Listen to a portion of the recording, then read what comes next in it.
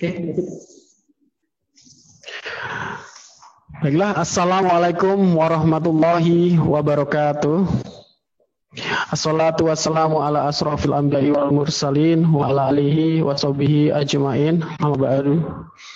Alhamdulillah, puji syukur kehadirat Allah, Rabb semesta alam yang telah memberikan kita banyak sekali nikmat-nikmat, nikmat rezeki, nikmat rasa aman, nikmat waktu luang, dan banyak sekali keberkahan kepada kita. Salawat serta salam marilah kita sampaikan kepada junjungan kita Nabi Muhammad Shallallahu Alaihi Wasallam yang telah kita dambakan syafaatnya di Yaumil Qiyamah. Baiklah, sebelum kita mulai, kami akan membacakan beberapa susunan acara yang akan kita laksanakan hari ini. Yang pertama pembukaan, lalu setelah ini nanti kita ada bersama-sama mendengarkan pembacaan ayat suci Al-Quran, lalu penyampaian materi oleh Ustadz Abdul Khaliq Hafizahullah Ta'ala, praktisi pendidikan karakter dengan tema menyelami egosentris lebih dalam. Lalu berikutnya ada juga sesi pertanyaan, jadi nanti bisa langsung ke kolom chat aplikasi Zoom-nya. Lalu setelah itu penutup. Baiklah, untuk mempersingkat waktu kita pada pagi hari ini, kita mulai acara yang pertama, yaitu kita dengarkan bersama-sama pembacaan ayat suci Al-Quran oleh Syekh Hani Ar-Rifai.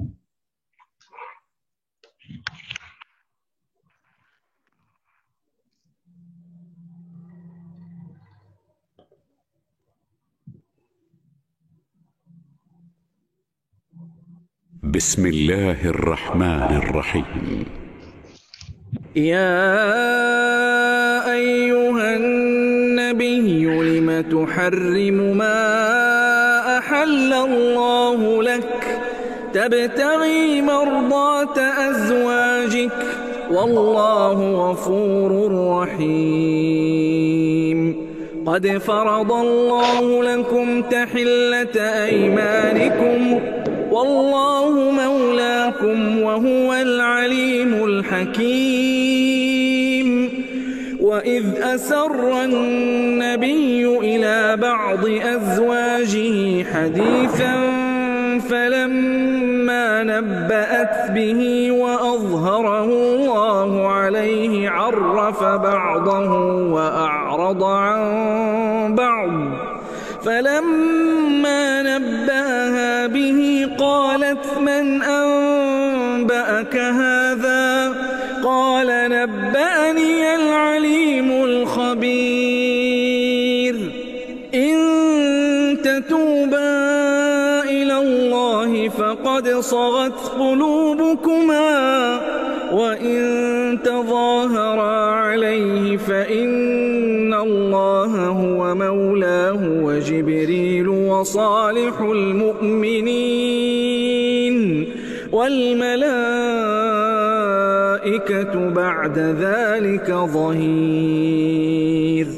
عسى ربه إن طلقكن أن يبدله أزواجا خيرا منكن مسلمات مؤمنات قانتات تائبات عابدات سائحات ثيبات وأبكارا. يا أيها الذين آمنوا قوا أنفسكم وأهليكم نارا وقودها الناس والحجارة عليها ملائكة غلاظ شداد لا يعصون الله ما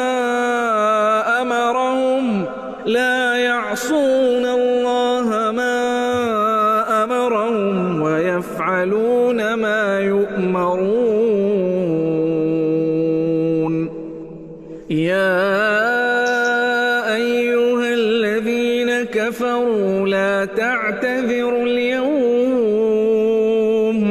إنما تجزون ما كنتم تعملون يا أيها الذين آمنوا توبوا إلى الله توبة نصوحا عسى ربكم أن يكفر عنكم سيئاتكم ويدخلكم جنات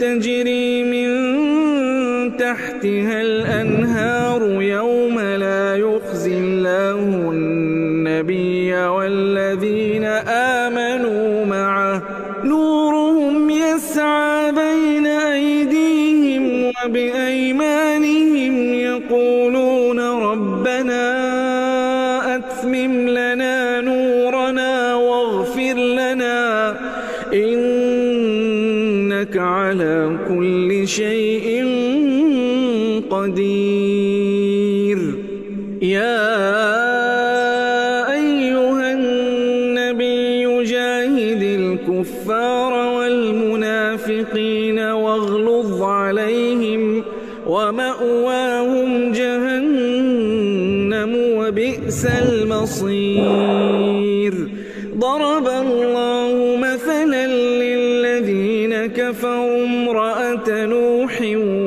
وامرأة لوط كانتا تحت عبدين من عبادنا صالحين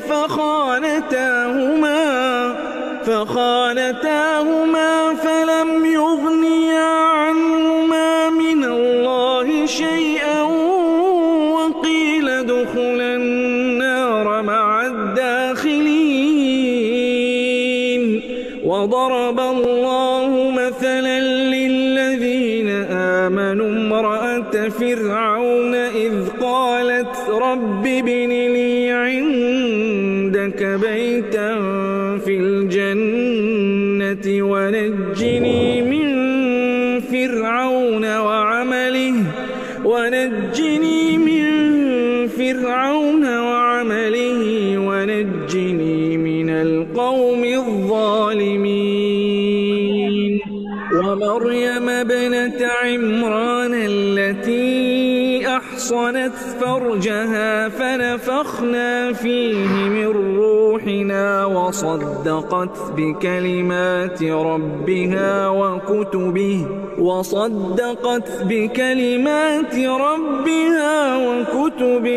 وكانت من القانتين.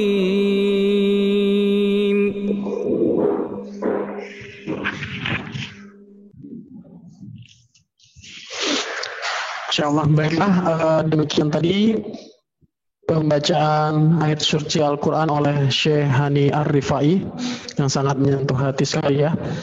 Oke, berikutnya kita masuk ke materi yang akan disampaikan oleh Ustadz Abdul Khalik Hafizahullah Ta'ala, praktisi pendidikan karakter dengan tema menyelami egosentris lebih dalam. Baiklah, untuk menyingkat waktu kepada Ustadz Abdul Khalik Hafizahullah Ta'ala, untuk waktunya kami persilahkan.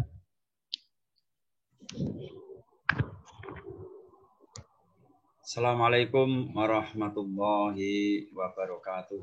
Waalaikumsalam warahmatullahi wabarakatuh. Innal hamdalillah nahmaduhu wa nasta'inuhu wa nastaghfiruh wa na'udzu billahi min syururi anfusina wa min sayyiati a'malina may yahdihillahu fala mudhillalah wa may yudlil fala hadiyalah. Wa asyhadu an la ilaha illallah wahdahu la syarikalah wa asyhadu anna Muhammadan abduhu wa rasuluh. Ya ayyuhalladzina amanu taqullaha haqqa tuqatih wa la tamutunna illa wa antum muslimun. Allahumma alimna ma yanfa'una wanfa'na bima 'allamtana wa zidna ilma wa aslih lana sa'nana kullah wa la takilna ila anfusina tarfata 'ain. Rabbi zidna ilma warzuqna fahma.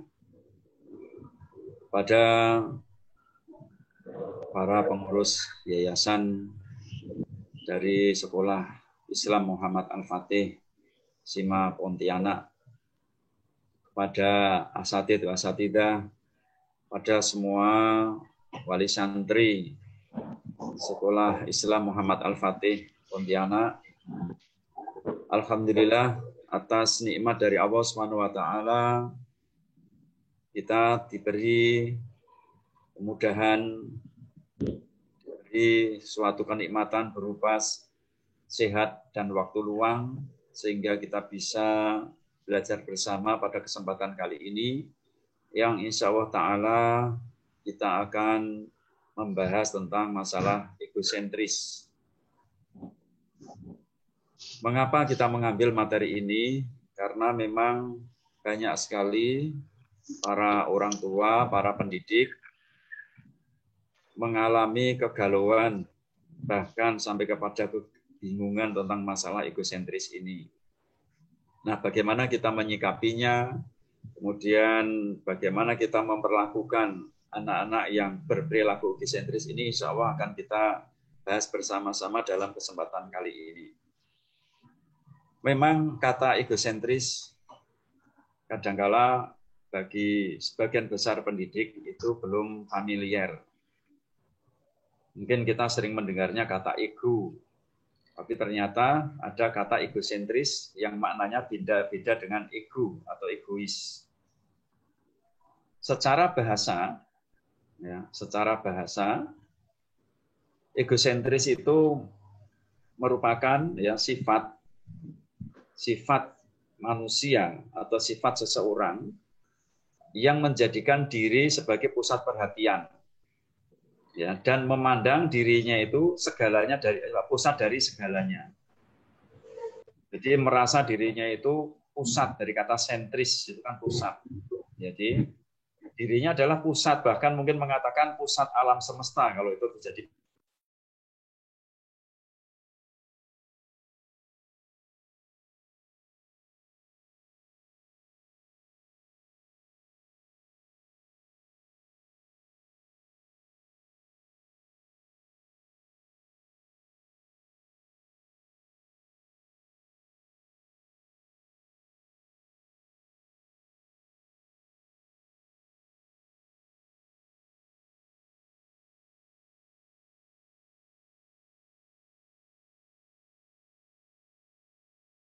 Benar dan yang salah, membedakan mana yang bermanfaat dan yang berbahaya. Makanya disebut tamyiz, bisa membedakan. Kemudian contoh yang lain perilaku egosentris anak adalah senang bermain dan kadang bicara sendiri. Dia melakukan sesukanya apa yang dia inginkan. Itu perilaku egosentris. Kemudian cemburu yang sangat tinggi. Ini kembali kepada definisi tadi bahwa dia adalah pusat dari semuanya. Kemudian kalau ada orang memperhatikan orang lain, maka dia muncul rasa cemburu. Ini adalah perilaku egosentris anak. Kemudian senang diperhatikan, senang dipuji, diapresiasi. Menganggap semua benda yang ada adalah miliknya. Belum paham konsep kepemilikan dan lain-lain. Jadi anak usia egosentris ini, itu jika dia berebut mainan dengan teman-temannya, menganggap bahwa mainan temannya juga adalah miliknya, itu sangat wajar. Itu sangat wajar terjadi pada anak-anak, karena memang kondisinya demikian. Jadi contoh-contoh perilaku egosentris anak, terutama masa-masa tufulah, terutama masa usia yang masih di bawah lagi 5 tahun, itu lebih kuat lagi egosentrisnya. Jadi makin bertambahnya usia anak, penuntasan egosentris ini makin diredam, mengikuti irama pertambahan usia anak. Makin anak itu kecil, makin dituntaskan, makin besar, makin diredam. Apalagi kalau sudah balik, itu sudah egosentris, hendaknya sudah mulai dihilangkan. Ini ada namanya fase-fase perkembangan. Nah, mengapa perilaku-perilaku ini adalah alami pada diri anak. Dan ini adalah wajar terjadi pada anak. Dan ini normal. Ini yang harus kita ketahui. Karena Allah Subhanahu wa taala telah berfirman di dalam surat Ar-Rum ayat yang ke-54. Allahul ladzi khalaqakum min dha'fin tsumma ja'ala min ba'di dha'fin quwwatan tsumma ja'ala min ba'di quwwatin dha'fan wa syaibatan yakhluqu ma yasha'u wa huwal alimul qadir. Dialah Allah yang menciptakan kamu dari keadaan lemah, kemudian menjadikan kamu sesudah lemah itu menjadi kuat. Kemudian dia menjadikan kamu sudah kuat itu lemah kembali dan beruban. Dia menciptakan apa yang dikehendakinya dan dialah yang maha mengetahui lagi maha kuasa. Nah, di sini disebutkan bahwa Allah menciptakan manusia itu dalam keadaan lemah. Ketika dia lahir itu lemah. Lemah dalam kondisi fisik dan mentalnya. Itu lemah. Fisiknya masih lemah, otot-ototnya masih lemah, tulang-tulangnya masih lemah. Demi juga mentalnya tidak tangguh terhadap ujian, ya, tidak tangguh terhadap cacian, kemudian tidak tangguh terhadap kritikan orang lain, tidak tangguh terhadap ketidakperhatian orang lain. Itu menandakan bahwa ketika manusia lahir itu kondisinya lemah baik secara fisik maupun mental. Nah, dengan kondisi fisik dan mental, ini yang kita bahas pada kesempatan ini terkait dengan mental anak. Ya, mental. Karena mentalnya masih lemah, ya, mentalnya masih lemah, ibarat sebuah tanaman yang baru tumbuh, biji yang baru tumbuh. Itu masih lemah sekali daunnya, batangnya, daunnya juga masih kecil. Itu lemah sekali. Maka perlakuan seorang petani terhadap biji tanaman yang baru tumbuh tadi istimewa. Dipagar, ya. Kemudian mau tumbuh kemana itu terserah dia mau tumbuh dulu, tidak dibilak-belokkan oleh petaninya. Pokoknya biar dia menjadi lebih kuat dulu. Demikian juga ketika anak kita lahir dalam kondisi lemah mentalnya masih lemah, tentu saja kita berusaha untuk menguatkan mental itu dengan hati-hati, dengan lembut, ya. Sehingga maka dengan kehati-hatian itu muncullah egosentris pada diri anak. Dengan kelemahan mental itulah maka muncullah egosentris pada diri anak. Nah, kemudian Allah menjadikan anak-anak kita itu atau kita menjadi kuat. Ya, setelah lemah itu menjadi kuat. Nah, ini sampai begitu balik. Begitu menjadi balik, menjadi pemuda, maka kuatlah. Nah, ini adalah unsur lemah menjadi kuat. Nah, setelah menjadi dewasa, maka lambat laun, ya, maka akan menjadi lemah kembali dan beruban. Nah, yang kita bahas di sini, masa pendidikan anak-anak adalah fase-fase lemah menjadi kuat. Ya, dari lahir, kemudian sampai menjadi dewasa, yaitu balik.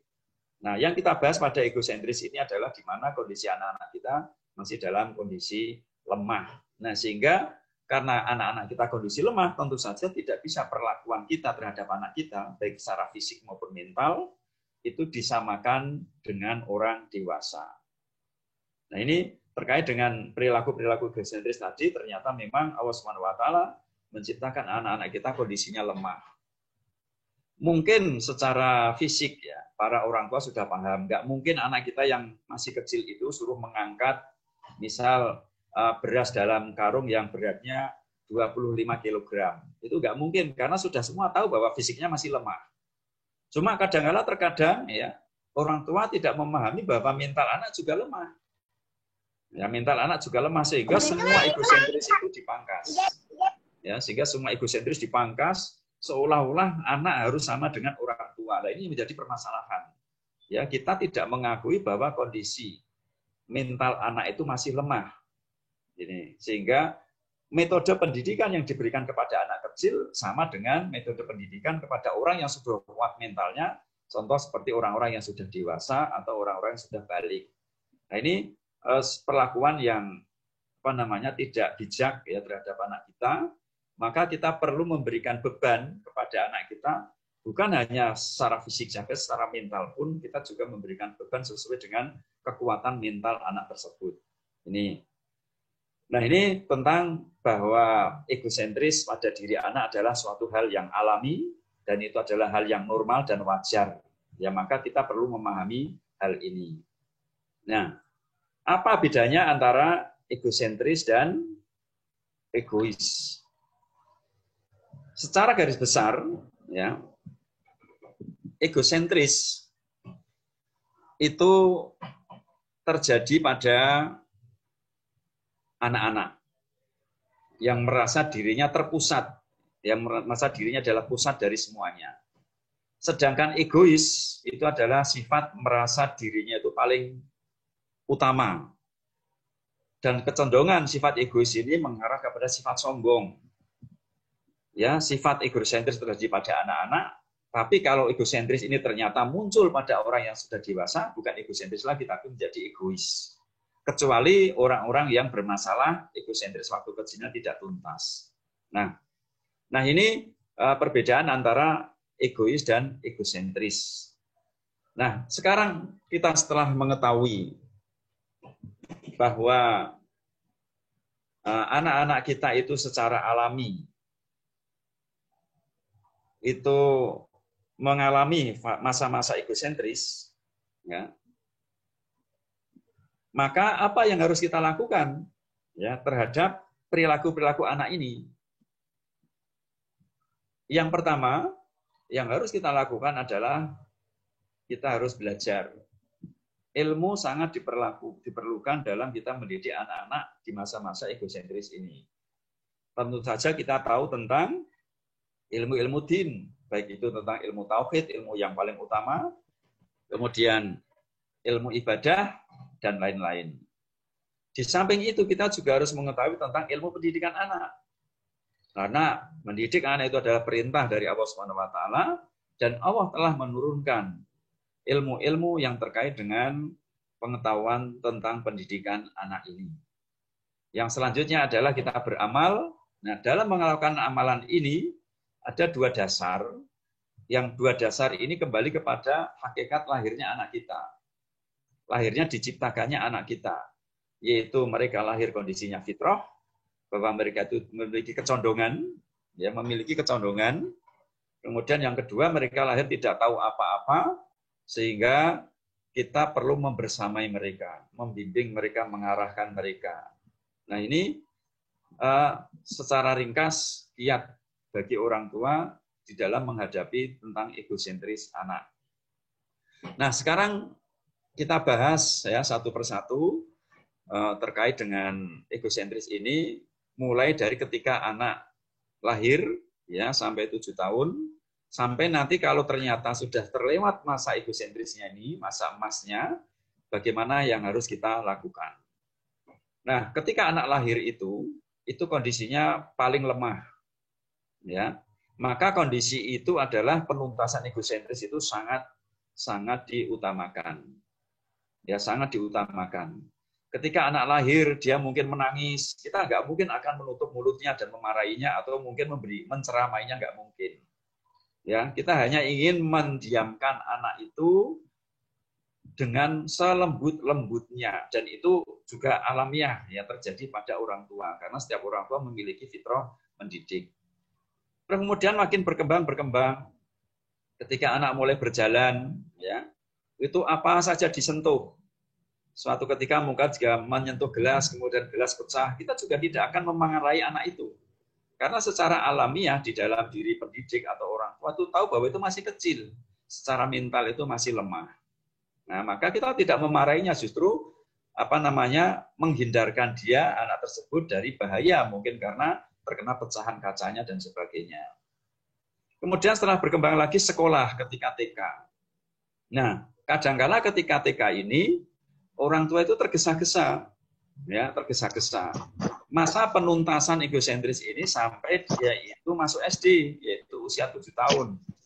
Ya, kadangkala di TK itu orang tua sudah memberikan banyak aturan kepada anak-anak. Padahal yang namanya egosentris itu pasti akan berbenturan dengan aturan-aturan. Ya, namanya egosentris itu pasti akan berbenturan dengan adab. Itu pasti, karena adab itu terkait dengan aturan-aturan. Nah, maka apa yang harus kita lakukan ketika anak-anak itu masih TK? Ya, ketika anak-anak masih TK itu, yang kita tumbuhkan pada mereka itu adalah ada 3 hal. Ya. Karena mereka, ya, ketika mereka lahir itu kondisinya adalah sedang kecenderungan, keinginan dia itu kuat sekali, maka dia pada saat itu puncak-puncaknya egosentris. Yang kita lakukan adalah menuntaskan egosentris anak. Yang kedua, ya, ketika anak usia 0-7 tahun ini, itu sedang puncak-puncaknya imajinasi. Jadi, pintu ruang hipnosa itu terbuka lebar. Pikiran bawah sadarnya itu sedang terbuka lebar-lebar. Daya khayalnya itu sedang tinggi-tingginya. Maka tugas kita adalah sebagai orang tua itu menumbuhkan persepsi positif pada diri anak. Karena daya khayalnya sedang tinggi. Nah, masa-masa inilah kita tumbuhkan kepada anak bahwa persepsi pada diri anak bahwa Allah itu hebat sekali. Allah itu maha pencipta, bahwa Allah itu sayang kepadanya. Itu harus tumbuh ketika anak kecil ini, karena persepsinya itu lagi kuat-kuatnya. Kemudian berikutnya adalah masa-masa ini hati anak itu sensitif sekali. Ya, mudah tersinggung, mudah marah, mudah cemburu, dan sebagainya. Nah, ini 3 kondisi anak yang kita harus menyikapinya ketika anak sedang menuntaskan egosentrisnya. Ini, sedang menuntaskan egosentrisnya. Nah, maka terkait dengan amalan, ya, dalam kiat bagi orang tua ini, dalam melakukan amalan, maka yang pertama, ketika anak kita masuk di TK tadi, kita harus mengakui bahwa anak kita itu memiliki kecondongan. Kita harus mengakui bahwa anak kita itu secara mental, dia itu masih lemah. Maka jangan diberi beban mental sebagaimana orang dewasa. Ini kadang-kala yang orang tua itu terlupa. Contoh pemberian beban mental yang berlebihan pada anak yang usianya masih tufulah ini, yaitu di bawah 7 tahun, yaitu memaksakan mereka harus bisa membaca dan menulis. Ya, memaksakan mereka yang mereka sendiri sebenarnya keberatan, kecuali yang mereka meminta sendiri, itu ada. Anak usia tufulah ini meminta sendiri membaca dan menulis, tidak mengapa. Itu rezeki dari Allah. Tapi kalau ternyata anak itu merasa berat, jangan paksakan mereka harus bisa membaca dan menulis. Karena mereka masih fase-fase ingin melakukan apa yang diinginkannya. Ini yang perlu kita perhatikan. Mereka masih lemah secara mental. Nah, jadi jangan paksakan mereka dengan beban yang di luar kemampuan mental mereka. Kemudian berikutnya, akui ya ini terkait dengan pengakuan, akui bahwa mereka itu beda dengan temannya. Jangan samakan dengan temannya. Karena setiap manusia itu Allah berikan sifat-sifat khusus yang menonjol dibanding dengan orang lain. Demikian juga kepada anak-anak kita. Pasti anak kita itu berbeda dengan temannya. Jangankan dengan temannya, dengan saudaranya sendiri pun juga berbeda. Maka kita harus mengakui keunikan ini, jangan bandingkan anak kita dengan orang lain. Sebagai contoh misal, temannya sudah bisa membaca menulis karena keinginan sendiri, mungkin potensinya beda dengan anak kita. Kemudian kita membandingkan, ya bilang kepada anak kita, "Nak, itu lihat temanmu, si fulan itu sudah bisa baca ini, bisa menulis ini, kamu kok belum bisa?" Ini akan melukai fitrah anak dan akan mengganggu egosentris anak. Ini, jadi pengakuan ini yang perlu kita ketahui 2 hal ini, yaitu yang pertama tadi adalah kita harus mengakui bahwa anak kita kondisinya masih lemah. Ini terkait dengan karakter perkembangan, ya lemah mental. Kemudian yang kedua, kita harus mengakui bahwa anak kita itu unik. Ini unik dalam hal potensi uniknya, termasuk juga unik cara belajarnya dia, itu berbeda dengan teman-temannya. Nah, 2 hal pengakuan ini yang harus dilakukan oleh orang tua, sehingga orang tua memahami betul tentang diri anak. Nah, dari pengakuan ini hasilnya apa nanti? Orang tua paham betul tentang kondisi anak. Ternyata anakku demikian, ternyata anakku demikian. Nah, dalam pengakuan ini juga ada 2 hal yang perlu orang tua ketahui, yaitu bahwa ada yang semua anak itu harus memiliki. Yang dimiliki oleh semua anak, yaitu tadi, mentalnya masih lemah. Itu semua anak yang baru lahir itu mentalnya lemah semua. Belum kuat karena ada nas tadi di surat Ar-Rum ayat 54 tadi. Kemudian yang kedua yang harus diakui orang tua bahwa masing-masing anak beda-beda, maka kita harus mengenal sebenarnya bedanya anak saya itu di mana. Ya, bedanya anak saya di mana, baik itu mungkin dari gaya belajarnya, kecondongan bakatnya, dan sebagainya. Nah, sehingga dengan dua hal ini, yang semua anak itu memiliki dan setiap anak berbeda-beda, orang tua harus memahaminya. Maka kalau keduanya ini dipahami orang tua, maka orang tua akan mengetahui bagaimana memperlakukan anak ini kepada semuanya, semua anak, dan bagaimana memperlakukan anak yang secara spesial, melihat potensi-potensi unik mereka.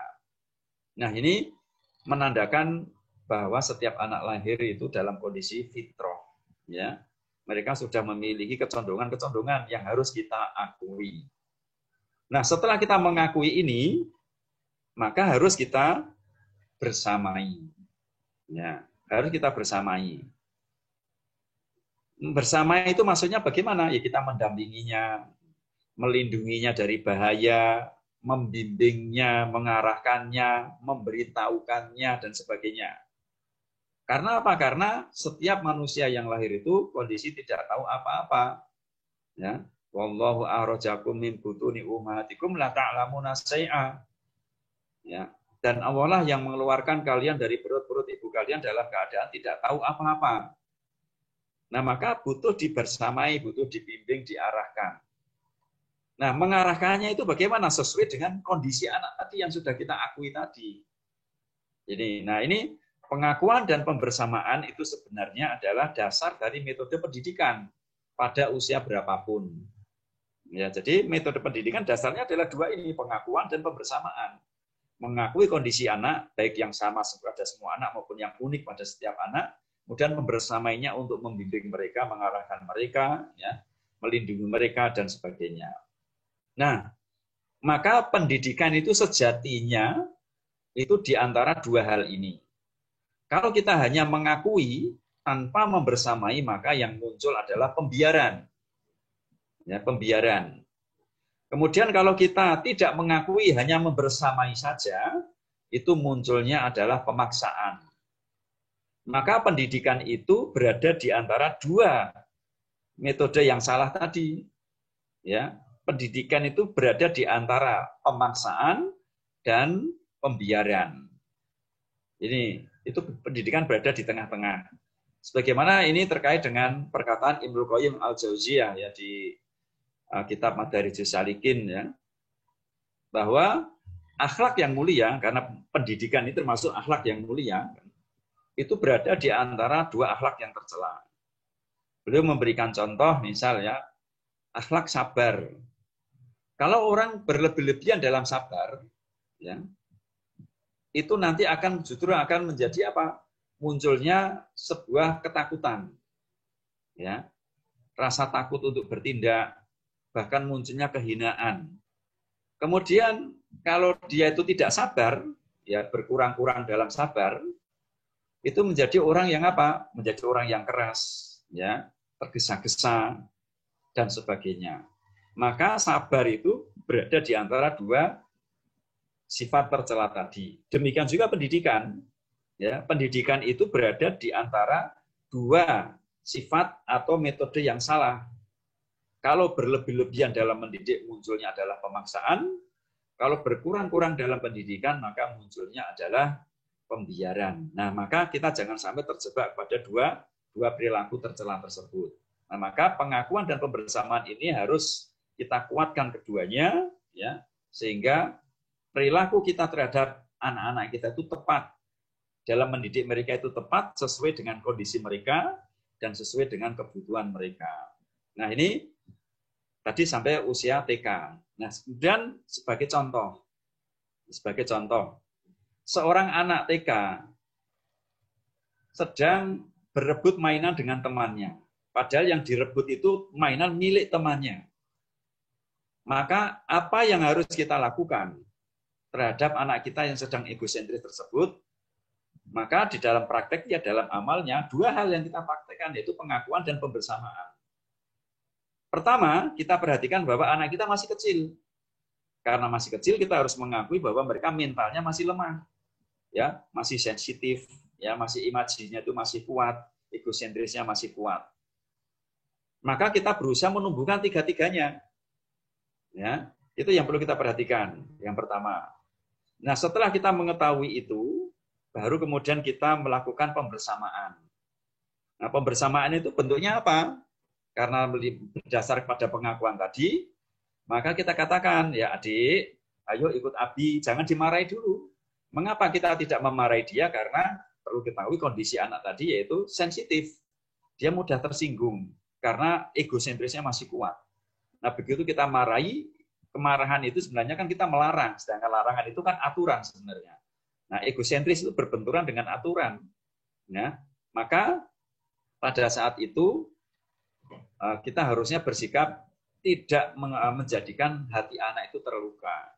Ya, jadi mari ikut Abi atau ikut Umi sini. Abi punya mainan di rumah. Ya.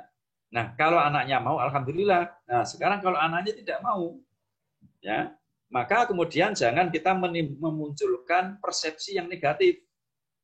Dengan apa? Menghakimi.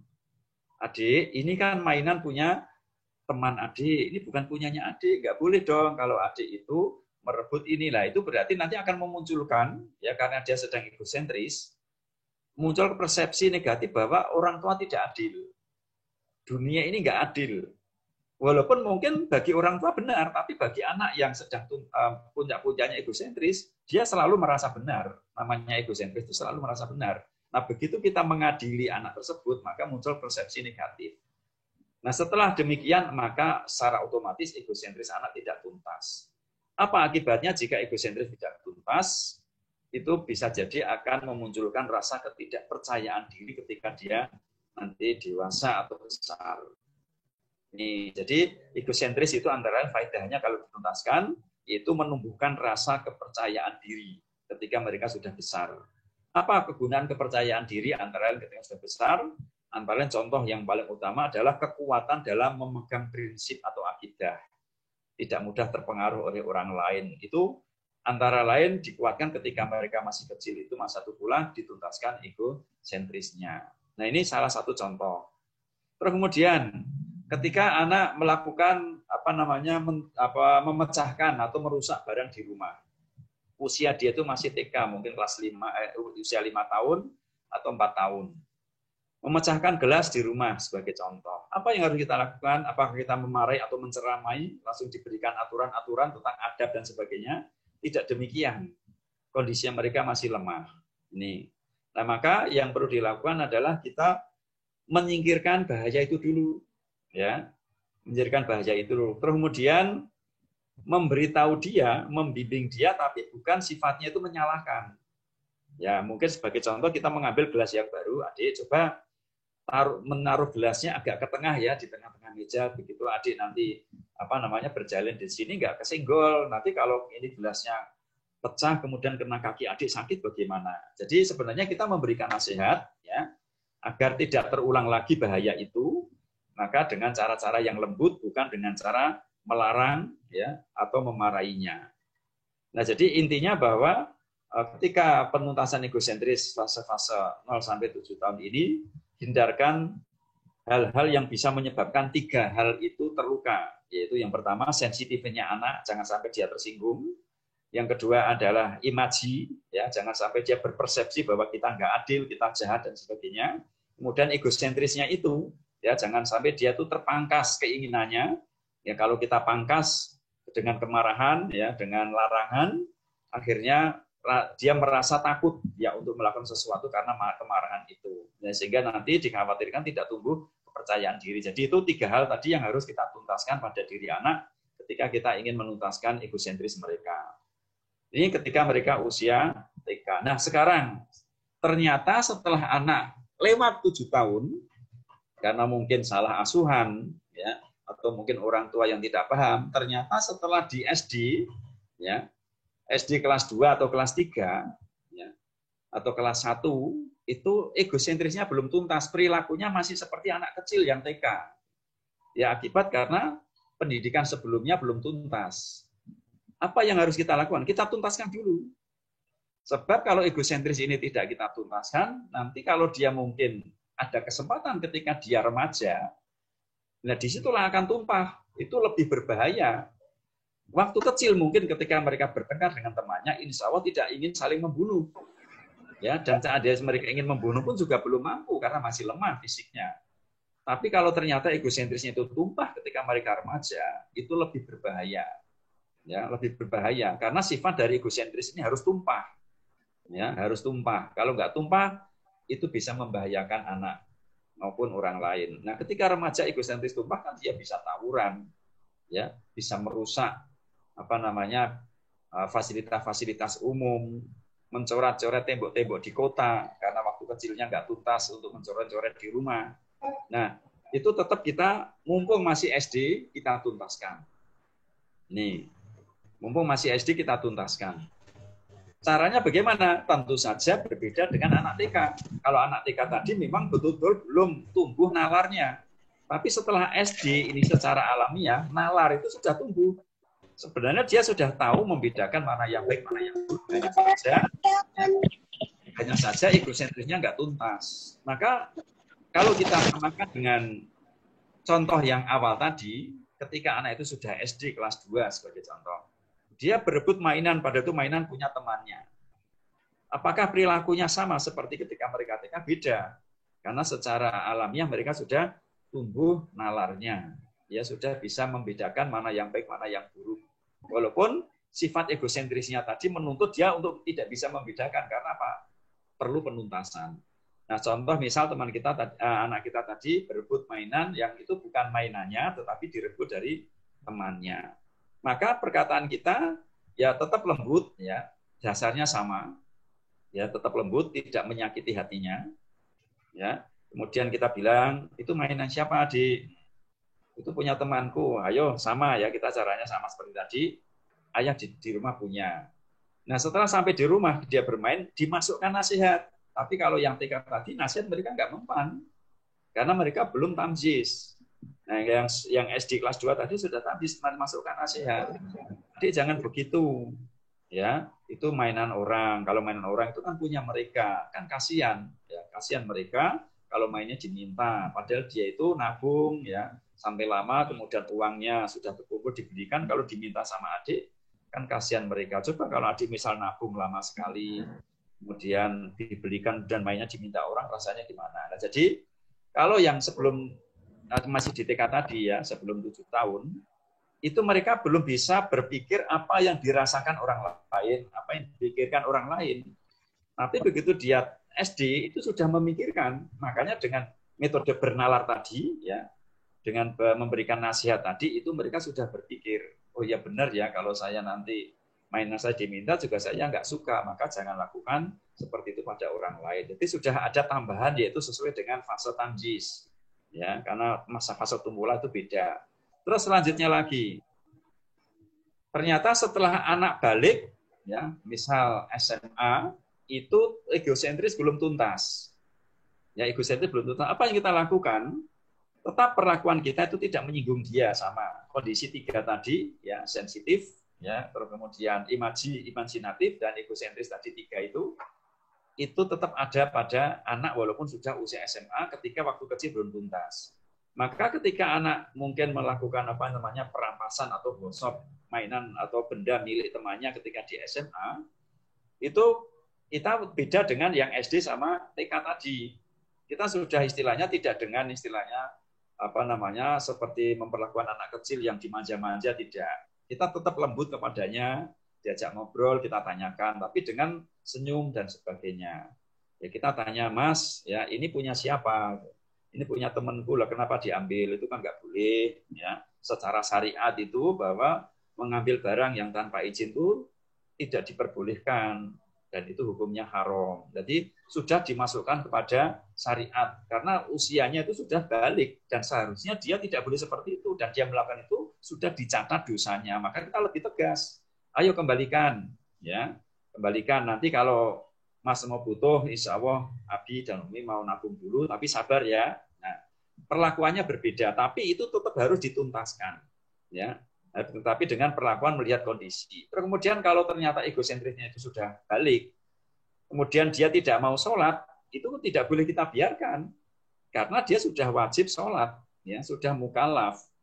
Ya, tapi tetap 3 hal tadi yang terkait dengan egosentris tadi itu tetap kita penuhi. Ya, tetap dia harus melaksanakan sholat. Tidak mau ya kita paksa untuk tetap sholat. Ini karena secara fisik dia sudah kuat dan secara mental sejatinya sudah melampaui fase tamyiz. Ya, sudah melampaui fase tamyiz, sudah dewasa. Nah, ini perlakuan terhadap anak yang sudah balik. Terus kemudian kalau sudah terlanjur dewasa, sudah usia 40, 50 tahun, ternyata egosentris tidak tuntas, ya tetap kita tuntaskan. Ya. Sebagaimana yang dulu pernah kita ceritakan kisah Sumamah bin Utsal kan yang diikat di tiang masjid itu. Dia itu belum masuk Islam, dia belum tumbuh karakternya. Dia itu penjahat yang ditangkap oleh para sahabat. Ya, dan para sahabat menunggu eksekusi dari Nabi. Ternyata apa yang dilakukan oleh Nabi SAW, Nabi tetap lembut kepada orang tersebut. Karena Nabi tahu bahwa karakter keimanan orang tersebut, yaitu Sumamah bin Utsal, belum tumbuh. Maka berarti juga egosentris orang tersebut juga belum tuntas. Ya, belum tuntas. Akhirnya Nabi bertanya kepada Sumamah dengan lembut, tapi ternyata jawaban Sumamah dengan sombong. Ya, karena dia raja. Nah, ini antara lain egosentris Sumamah bin Utsal itu. Ternyata Nabi SAW tidak melarangnya, tidak menegurnya, dan membiarkannya. Kemudian Nabi berlalu. Sampai 3 hari ditanya seperti itu, jawabannya sama dengan sombong. Yang akhirnya Sumamah dilepaskan. Nah, itu tertanda bahwa walaupun usianya sudah tua, ya, Nabi SAW tetap menuntaskan egosentris, ya, merasa dirinya penting, ya, itu pada orang tersebut walaupun sudah tua. Nah, jadi ini terkait dengan penuntasan egosentris pada anak-anak yang dilakukan oleh orang tua. Terus selanjutnya bagaimana apabila itu dilakukan di kelas yang jumlah kelasnya sebagai contoh misal 20 anak. Nah, kita bisa membayangkan 20 anak yang berbeda-beda, fasenya fase menuntaskan egosentris. Dia ajar sama 1 atau 2 orang guru. Kalau ini diterapkan, itu guru itu luar biasa capeknya. Kalau ternyata bisa mengatasi itu, berarti guru yang super. Nah, bagaimana menyikapi hal ini? Maka menyikapi hal ini, ya, dalam klasikal ini, maka guru melakukan secara bersama-sama, ya. Memperlakukan keunikan anak itu sulit sekali dalam klasikal ini. Nah, yang perlu dilakukan adalah kelembutan guru. Kemudian target yang diberikan kepada anak, kemudian melihat kemampuan masing-masing anak. Ya, kemampuan masing-masing anak. Ada anak yang mungkin diberi target, ayo ditulis ini 10 kata. Tapi nanti ternyata ada anak yang belum mampu tulis 2 kata. Atau mungkin ada yang sama sekali belum mau, nggak apa-apa, ya kamu bermain buku ini dibuka-buka saja. Nah, itu harusnya dilakukan oleh guru ketika menuntaskan egosentris anak di kelas, ya, di kelas. Jangan disamaratakan semua dengan target yang sama, karena Pak, kita harus mengakui mereka itu unik, ya, memiliki kemampuan yang berbeda-beda. Nah, ini contoh-contoh yang bisa dipraktikkan di kelas, ya, untuk sekolah. Terus kemudian para wali santri, ya, para asatidah, pertanyaan berikutnya adalah bagaimana jika egosentris ini tidak tuntas di awal dan ternyata sampai dia dewasa tetap tidak tuntas. Nih, nanti kalau sampai dewasa tidak tuntas, egosentris ini itu terbawa, ya, selama perkembangan hidupnya dan menjadi inner child, ya, di dalam diri orang tua tersebut. Akhirnya menjadi orang tua yang ternyata sifatnya masih kekanak-kanakan. Ya. Akhirnya egosentris yang dibawa dari kecil itu muncul dalam perilaku orang tua itu menjadi sifat-sifat yang egois. Ini sifat-sifat yang egois, merasa menang-menang sendiri, merasa paling hebat sendiri, merasa harus diperhatikan sendiri, yang lain tidak diperhatikan, cemburunya buta dan sebagainya. Itu sebenarnya adalah sisa-sisa egosentris masa kecil yang tidak tertuntaskan. Nah, bagaimana cara melakukannya apabila ternyata orang tua yang mendidik anak-anak itu egosentrisnya belum tuntas? Apakah kita minta tolong kepada gurunya anak-anak, atau kita minta tolong kepada istri, atau mungkin suami? Maka yang kita lakukan adalah kita melakukan tazkiyatun nafas. Ya. Kita banyak merenung, ya. Kemudian banyak melakukan muhasabah. Setelah kita tahu sifat-sifat itu ternyata tidak baik pada diri kita, sebagai contoh tadi menang-menang sendiri, merasa dirinya paling benar, merasa dirinya harus diterima pendapatnya, ya. Merasa terlalu cemburu buta yang berlebihan dan sebagainya. Ya, ini maka kita harus mengenal diri kita dengan banyak muhasabah. Akhirnya kita mengetahui sifat-sifat buruk itu, kemudian kita mintakan kepada Allah SWT agar sifat-sifat itu dihilangkan. Itu yang bisa dilakukan orang tua untuk menuntaskan egosentris, yaitu dengan tazkiyatun nafas. Ya, atau ya ada yang menyebut dengan nama self recovery, yaitu perbaikan sendiri. Nah, insya Allah dengan sering melakukan itu, dengan muhasabah tadi, maka egosentris orang tua bisa hilang. Jadi kita tidak memerlukan atau tidak perlu dibantu oleh orang lain. Kadang-kala orang tua itu malu ya apabila yang menuntaskan egosentrisnya itu orang lain. Kadang-kala juga ada orang tua yang datang kepada seorang ahli, datang kepada asatid, masyayikh, ya, untuk berkonsultasi, ya, untuk meminta nasihatnya, nah, sehingga bisa melakukan muhasabah atau perbaikan diri tersebut. Nah, ini terkait dengan masalah egosentris, ya ini yang Anda sampaikan. Ya, selanjutnya mungkin bisa dilanjutkan dengan tanya jawab, ya. Tafadhol, barangkali ada tanya jawab, mohon untuk difasilitasi. Alhamdulillah, demikian tadi pembahasan materi dari Ustadz Abdul Khalik. Dan kali ini kita langsung saja ke sesi pertanyaan, Ustadz. Ya, nah, ini ada, ya, langsung, karena banyak sekali pertanyaan nih hari ini. Oke, pendengarannya. Oke, ini ada pertanyaan dari salah satu orang tua. Bismillah, Ustadz, bagaimana menuntaskan egosentris jika pada anak dan orang tua ada luka batin berupa kekerasan secara psikis dan verbal, apakah bisa disembuhkan bersamaan? Lalu berikutnya, bagaimana cara menyembuhkan luka psikis dan verbal jika perlakuan tidak pantas itu dari keluarga sendiri atau keluarga lain masih terus masuk dan tidak mau dipisahkan. Jadi kekerasan tersebut dari keluarga seperti itu, Ustaz.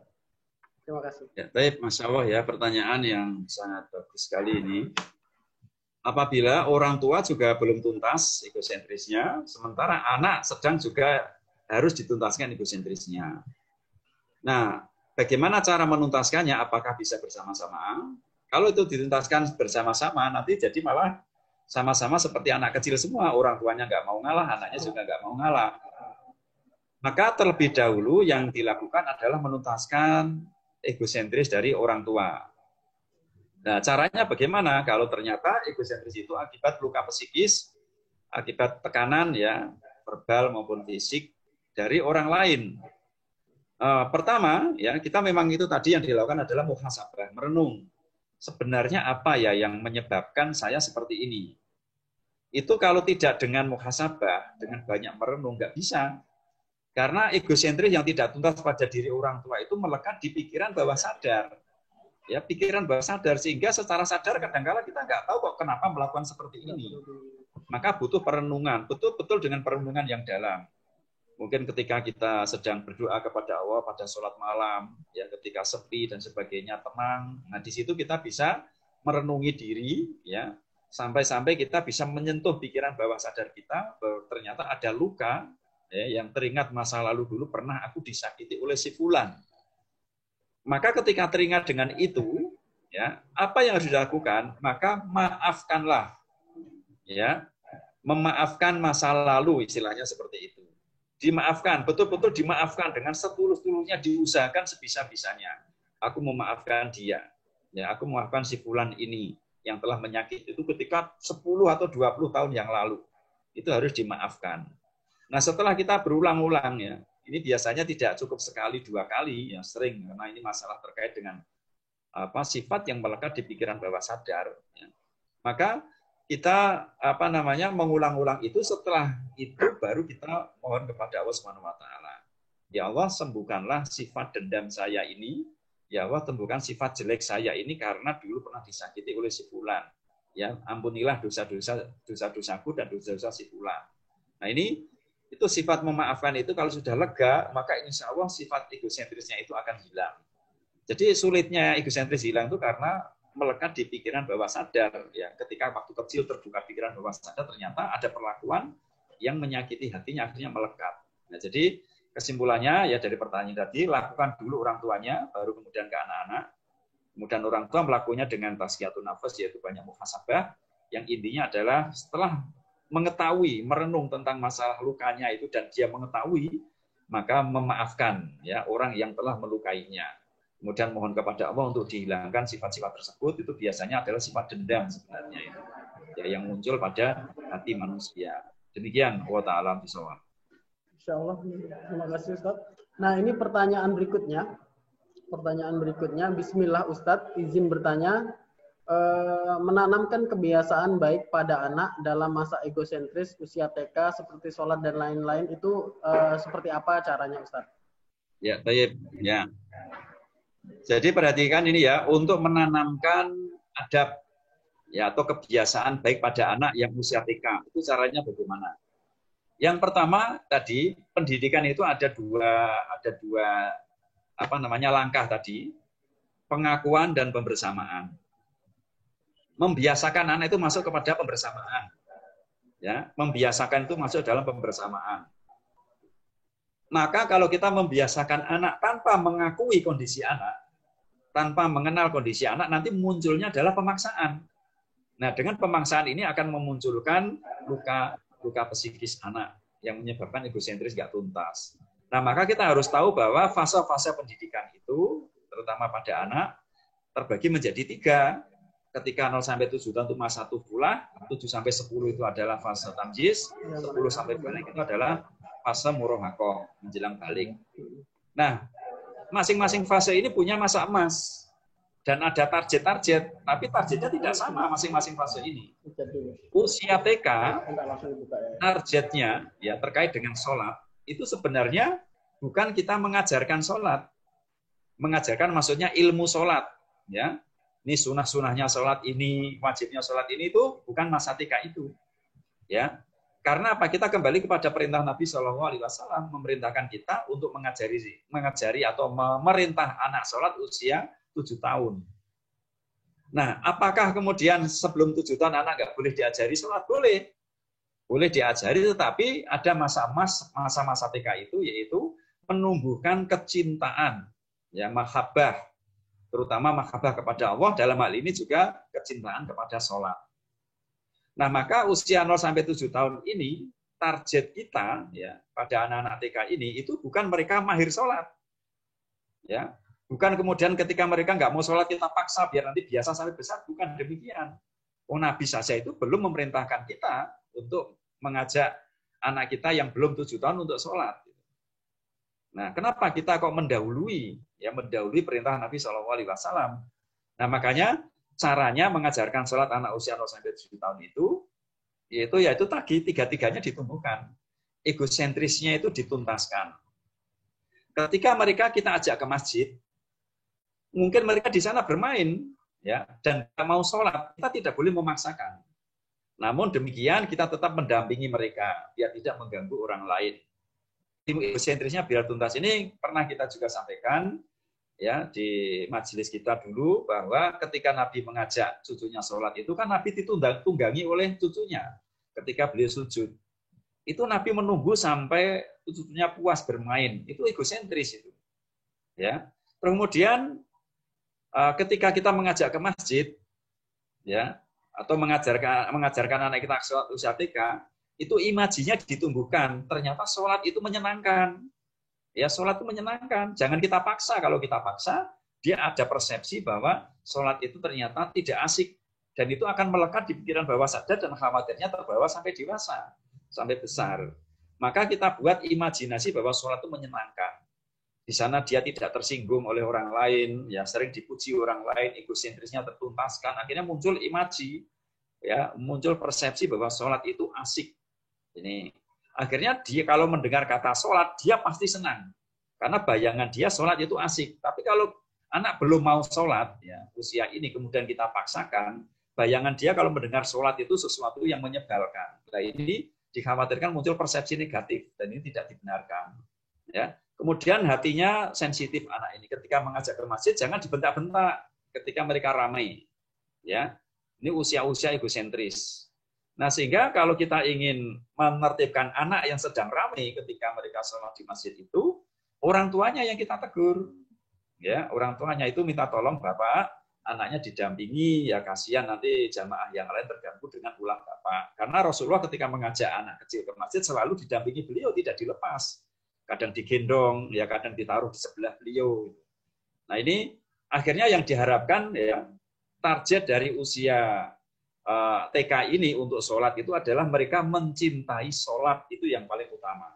Sehingga setelah mereka mencintai 7 tahun diperintah sholat, mereka pasti insya Allah akan melaksanakannya karena mencintai. Tapi kalau ada persepsi negatif sholat gak menyenangkan, ya 7 tahun diperintah sholat gak mau. Nah, bagaimana jika anak TK ini sudah minta untuk diajari sholat? Alhamdulillah kita ajari. Ya, kita ajari karena itu rezeki dari Allah SWT. Tidak mengapa. Pokoknya 3 hal tadi, egosentris, imajinasi, sama sensitivitasnya hati anak itu jangan sampai terganggu. Intinya di situ. Ya, demikian. Wallahu ta'ala a'lam bishawab. Insya Allah, mungkin tadi jawabannya. Nah, kali ini ada yang mau bertanya secara langsung, Ustadz. Kita langsung persilahkan buat orang tua dari Firza dan Fubi. Silakan. Ya, tafadhal.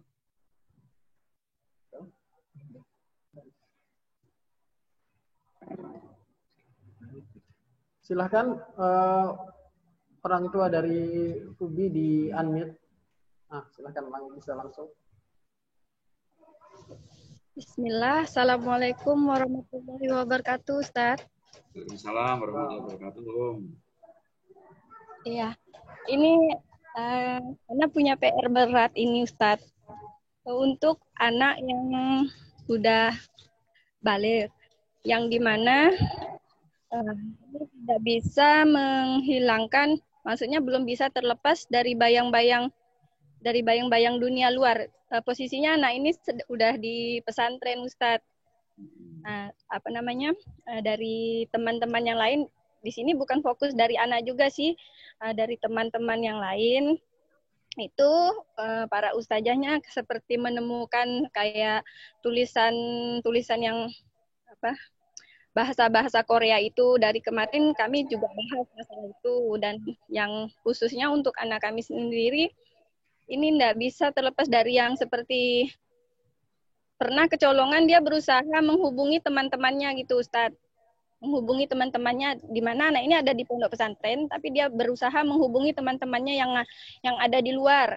Itu pertama. Kedua, kami juga menemukan hal-hal yang misalnya seperti barang-barang yang kemarin-kemarin waktu dia sebelum masuk ke pesantren itu kan dia yang ada di rumah, yang belajar secara daring, yang tidak terlepas dari sosial media lainnya.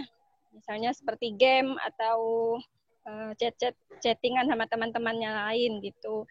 Jadi di sini seperti Ana menemukan foto-foto temannya yang akhwat seperti itu. Kalau hanya sekedar menemukan mungkin tidak bisa diatasi.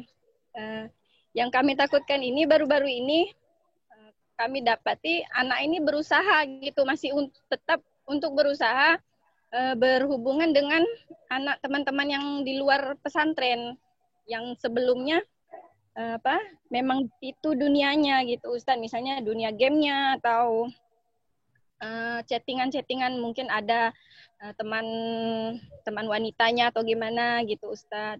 Jadi bagaimana biar untuk mengatasi itu, karena kan posisinya di pesantren, baik kami kerjasama dengan pihak pesantren, misalnya para pengajar di sana, mungkin kami kerjasama.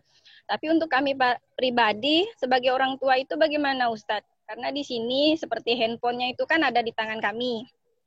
Apakah menyalahi kalau kami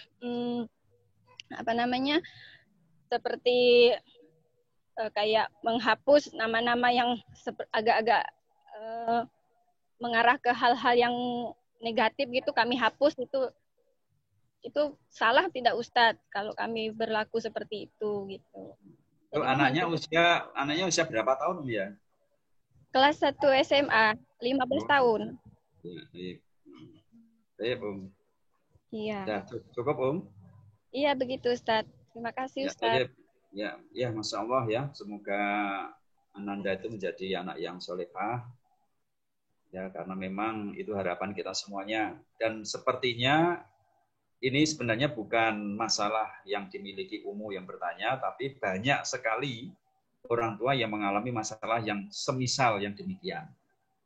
Maka bisa jadi jawaban ini itu bisa mewakili dari banyaknya pertanyaan ini, ya, terkait dengan masalah HP dan sebagainya, mungkin bisa mewakili, Ana jelaskan sekalian. Ya, anak yang sekarang usia SMA itu berarti usia kurang lebih 16-17 tahun. Ya, berarti kelahiran setelah tahun 2000. Ya, kelahiran setelah tahun 2000. Anak yang lahir setelah tahun 2000, ketika mereka lahir itu sudah ada gadget, sudah ada HP. Ya. Maka dari hasil survei, dari hasil pengamatan para praktisi pendidikan, anak-anak setelah kelahiran tahun 2000 yang disebut dengan generasi Z dan generasi Alpha, mereka tidak bisa lepas dari gadget. Ini yang kesepakatannya. Mereka tidak bisa lepas dari gadget. Nah, maka apa yang harus orang tua sikapi? Kita yang pertama menyikapi bahwa gadget itu asalnya adalah benda halal.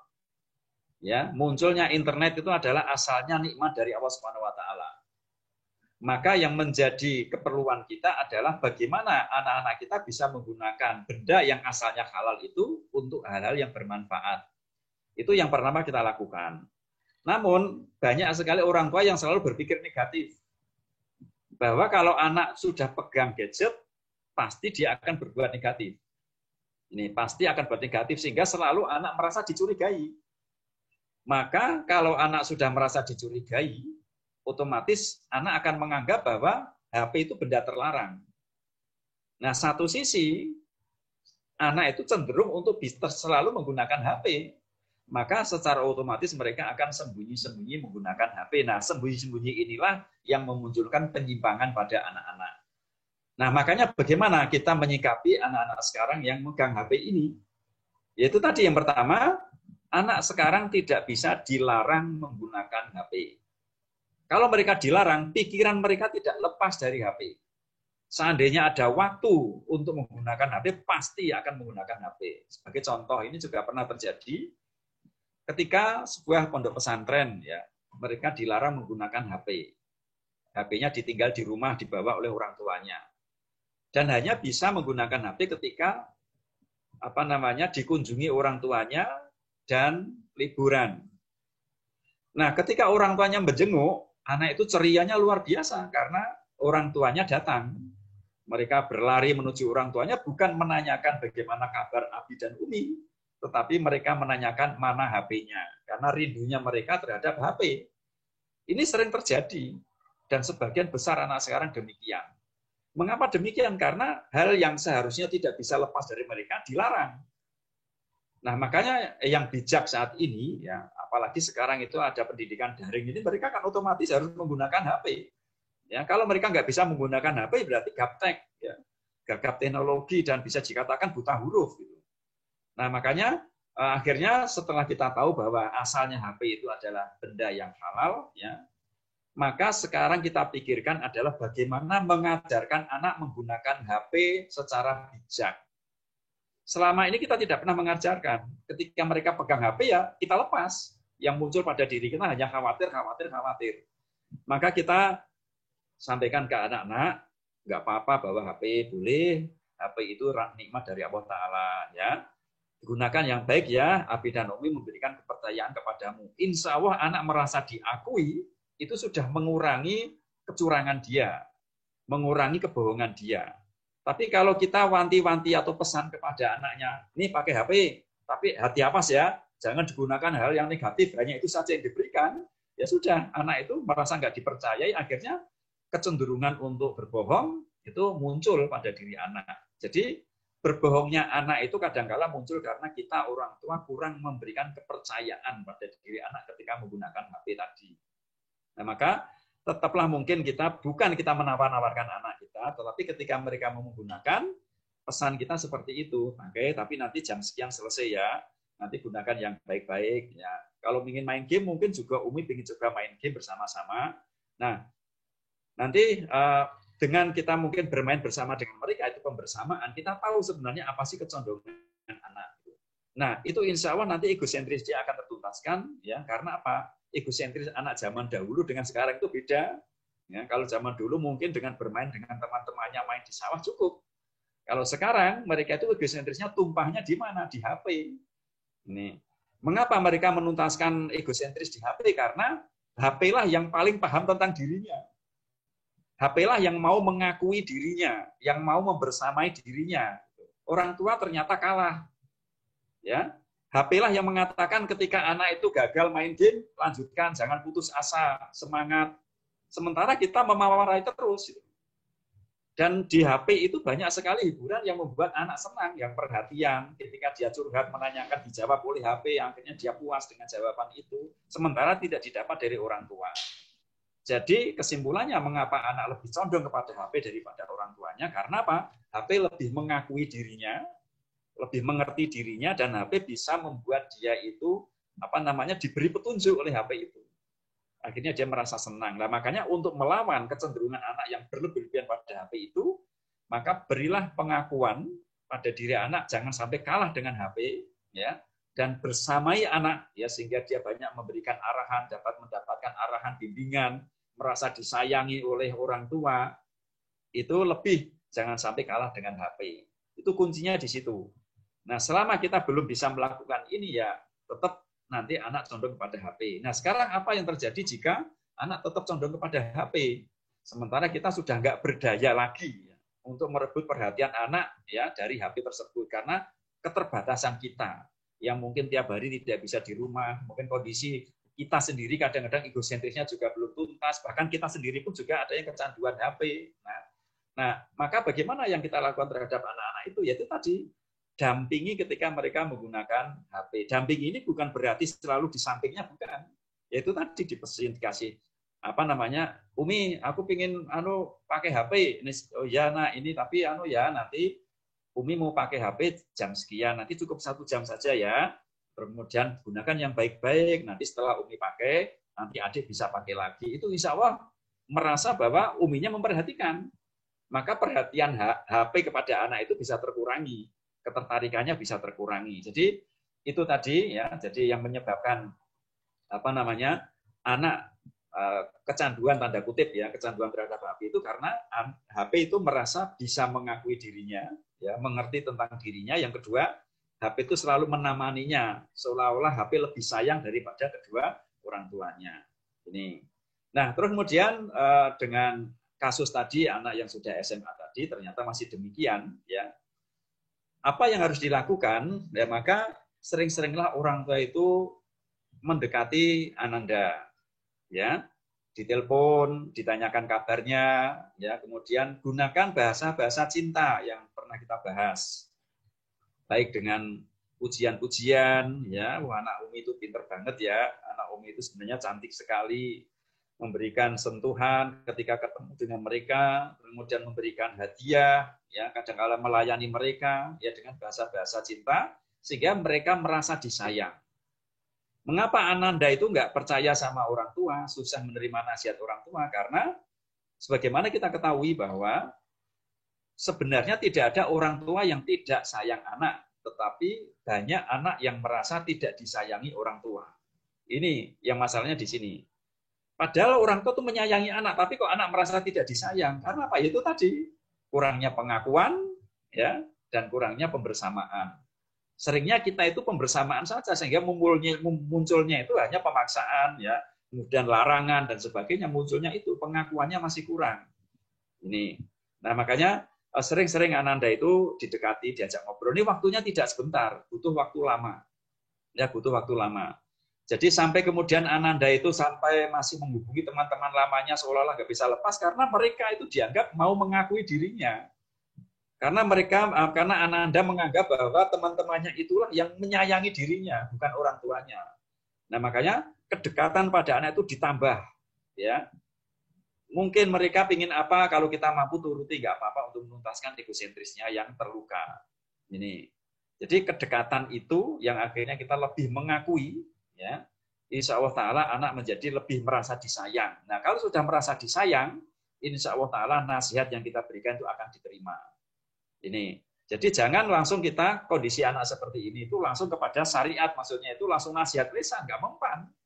Karena hatinya belum tersentuh. Kita bisa mengambil pelajaran ketika dulu ya orang-orang yang belum masuk Islam, mereka masuk Islam ya karena ketemu dengan Rasulullah itu karena takjub. Ya. Orang-orang yang masuk Islam ya yang mana mereka itu ketemu Rasulullah itu mereka karena takjub. Contohnya Sumamah bin Utsal yang kita ceritakan. Sumamah bin Utsal setelah 3 hari ditanya dengan sombongnya tadi ternyata dilepas oleh Rasulullah, kemudian kembali ke masjid lagi dan masuk Islam. Karena apa? Sumamah itu takjub dengan apa? Akhlak Rasulullah. Ternyata Rasulullah itu sayang banget sama aku walaupun aku penjahat. Nah, itu kan tidak dimarahi Rasulullah, diperlakukan seperti tamu kehormatan, padahal dia penjahat yang terikat di tiang masjid, tinggal siap eksekusi. Ya, karena telah membunuh banyak sahabat kan itu. Nah, ternyata Rasulullah berperilaku lembut. Akhirnya Sumamah merasa bahwa Rasulullah sayang banget sama saya. Betapa akhlaknya Rasulullah itu mulia banget. Itu belum berpikir nanti dia sayang kepada Allah, tapi melihat takjubnya itu. Nah, akhirnya setelah takjub dengan itu, baru kemudian dia meyakini bahwa yang dibawa oleh Rasulullah itu adalah benar. Akhirnya dia baru masuk Islam. Nah, setelah itu syariat baru masuk. Nasihat-nasihat baru masuk. Jadi, intinya ketika anak bermasalah yang demikian itu, pegang hatinya dulu. Ya, hati harus kepegang dulu sebelum nasihat. Setelah hatinya kepegang, anak merasa kita sayangi dengan perhatian kita yang kita lebihkan, maka insya Allah setelah anak merasa nyaman dengan kita, mau curhat, mau cerita, tidak merasa ketakutan kepada kita, tidak sembunyi-sembunyi dari kita, maka setelah itu baru nasihat masuk. Jadi ada urutan-urutan, hati dulu dipegang, baru kemudian kasih pemahaman. Ya, ini yang seringnya yang kita lakukan itu adalah langsung kepada pemahaman, langsung diberi nasihat. Mereka sudah tahu kalau itu nggak boleh. Mereka sudah tahu itu karena kecondongannya yang kuat itu, akhirnya mereka tetap melakukan untuk merasa diakui. Ya, mungkin itu jawabannya. Jadi bisa mewakili yang lain yang bertanya tentang HP tadi. Ya. Demikian ya, wa ta'ala alam bisawab. Masya Allah ya. Memang banyak sekali yang bertanya tentang ketergantungan anak pada HP ya Ustadz ya. Nah berikutnya ini berkaitan, sebenarnya banyak juga yang bertanya, tapi kita generalkan.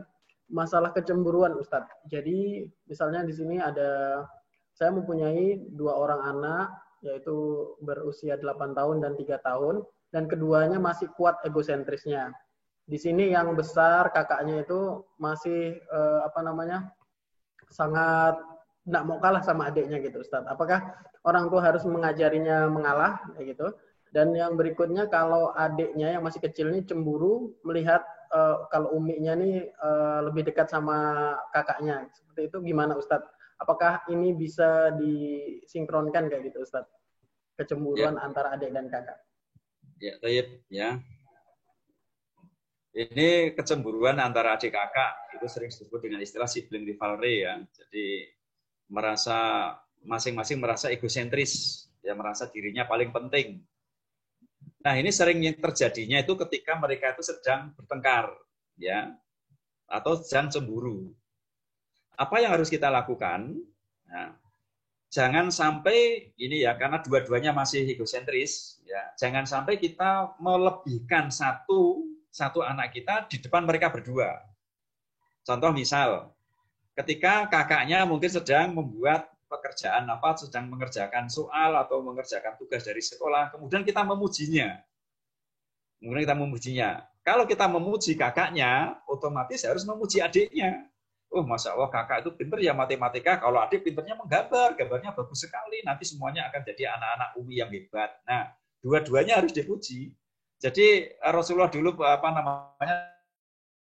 dalam sebuah hadis itu kan ada seorang yang memberikan salah satu anaknya lain nggak diberikan. Itu bukan hanya sekedar harta, termasuk dalam perhatian, pujian, ya sentuhan dan sebagainya.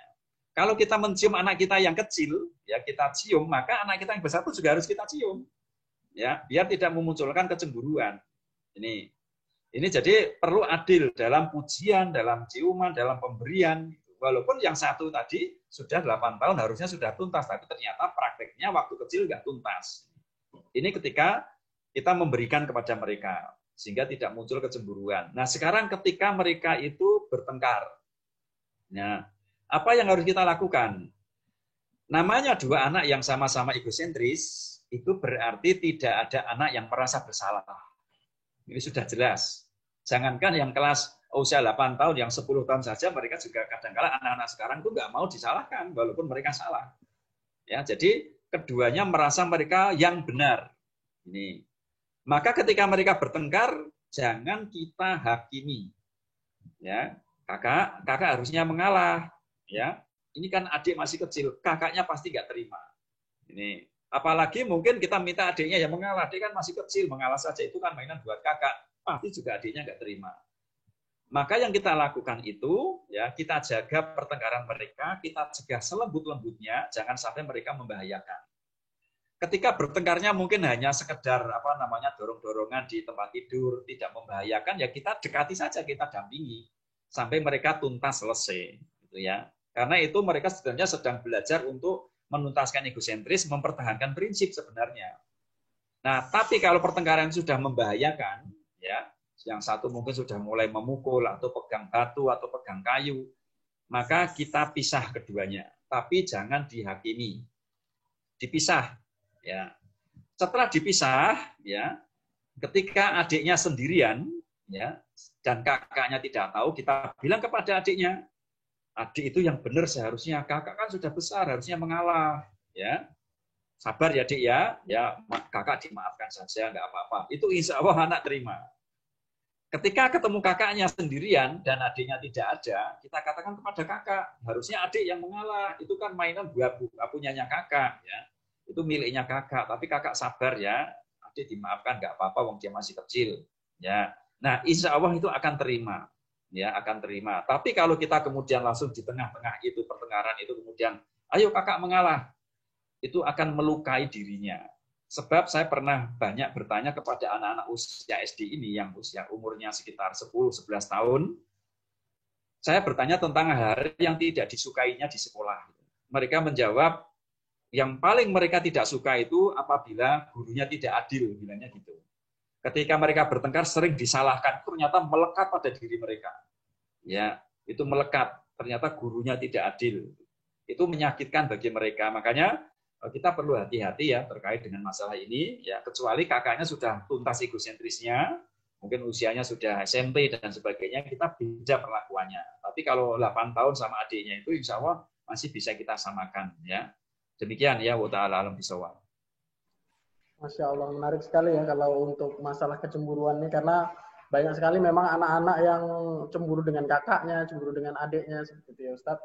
Nah, ini ada pertanyaan yang bagus lagi nih Ustadz dari Abil, wali murid kelas Umar 2. Nah, Ananda pernah mengingatkan temannya di masjid seperti itu Ustadz, untuk tidak melakukan ibadah yang nggak ada tuntunannya. Jadi dia menasehati temannya Ustadz.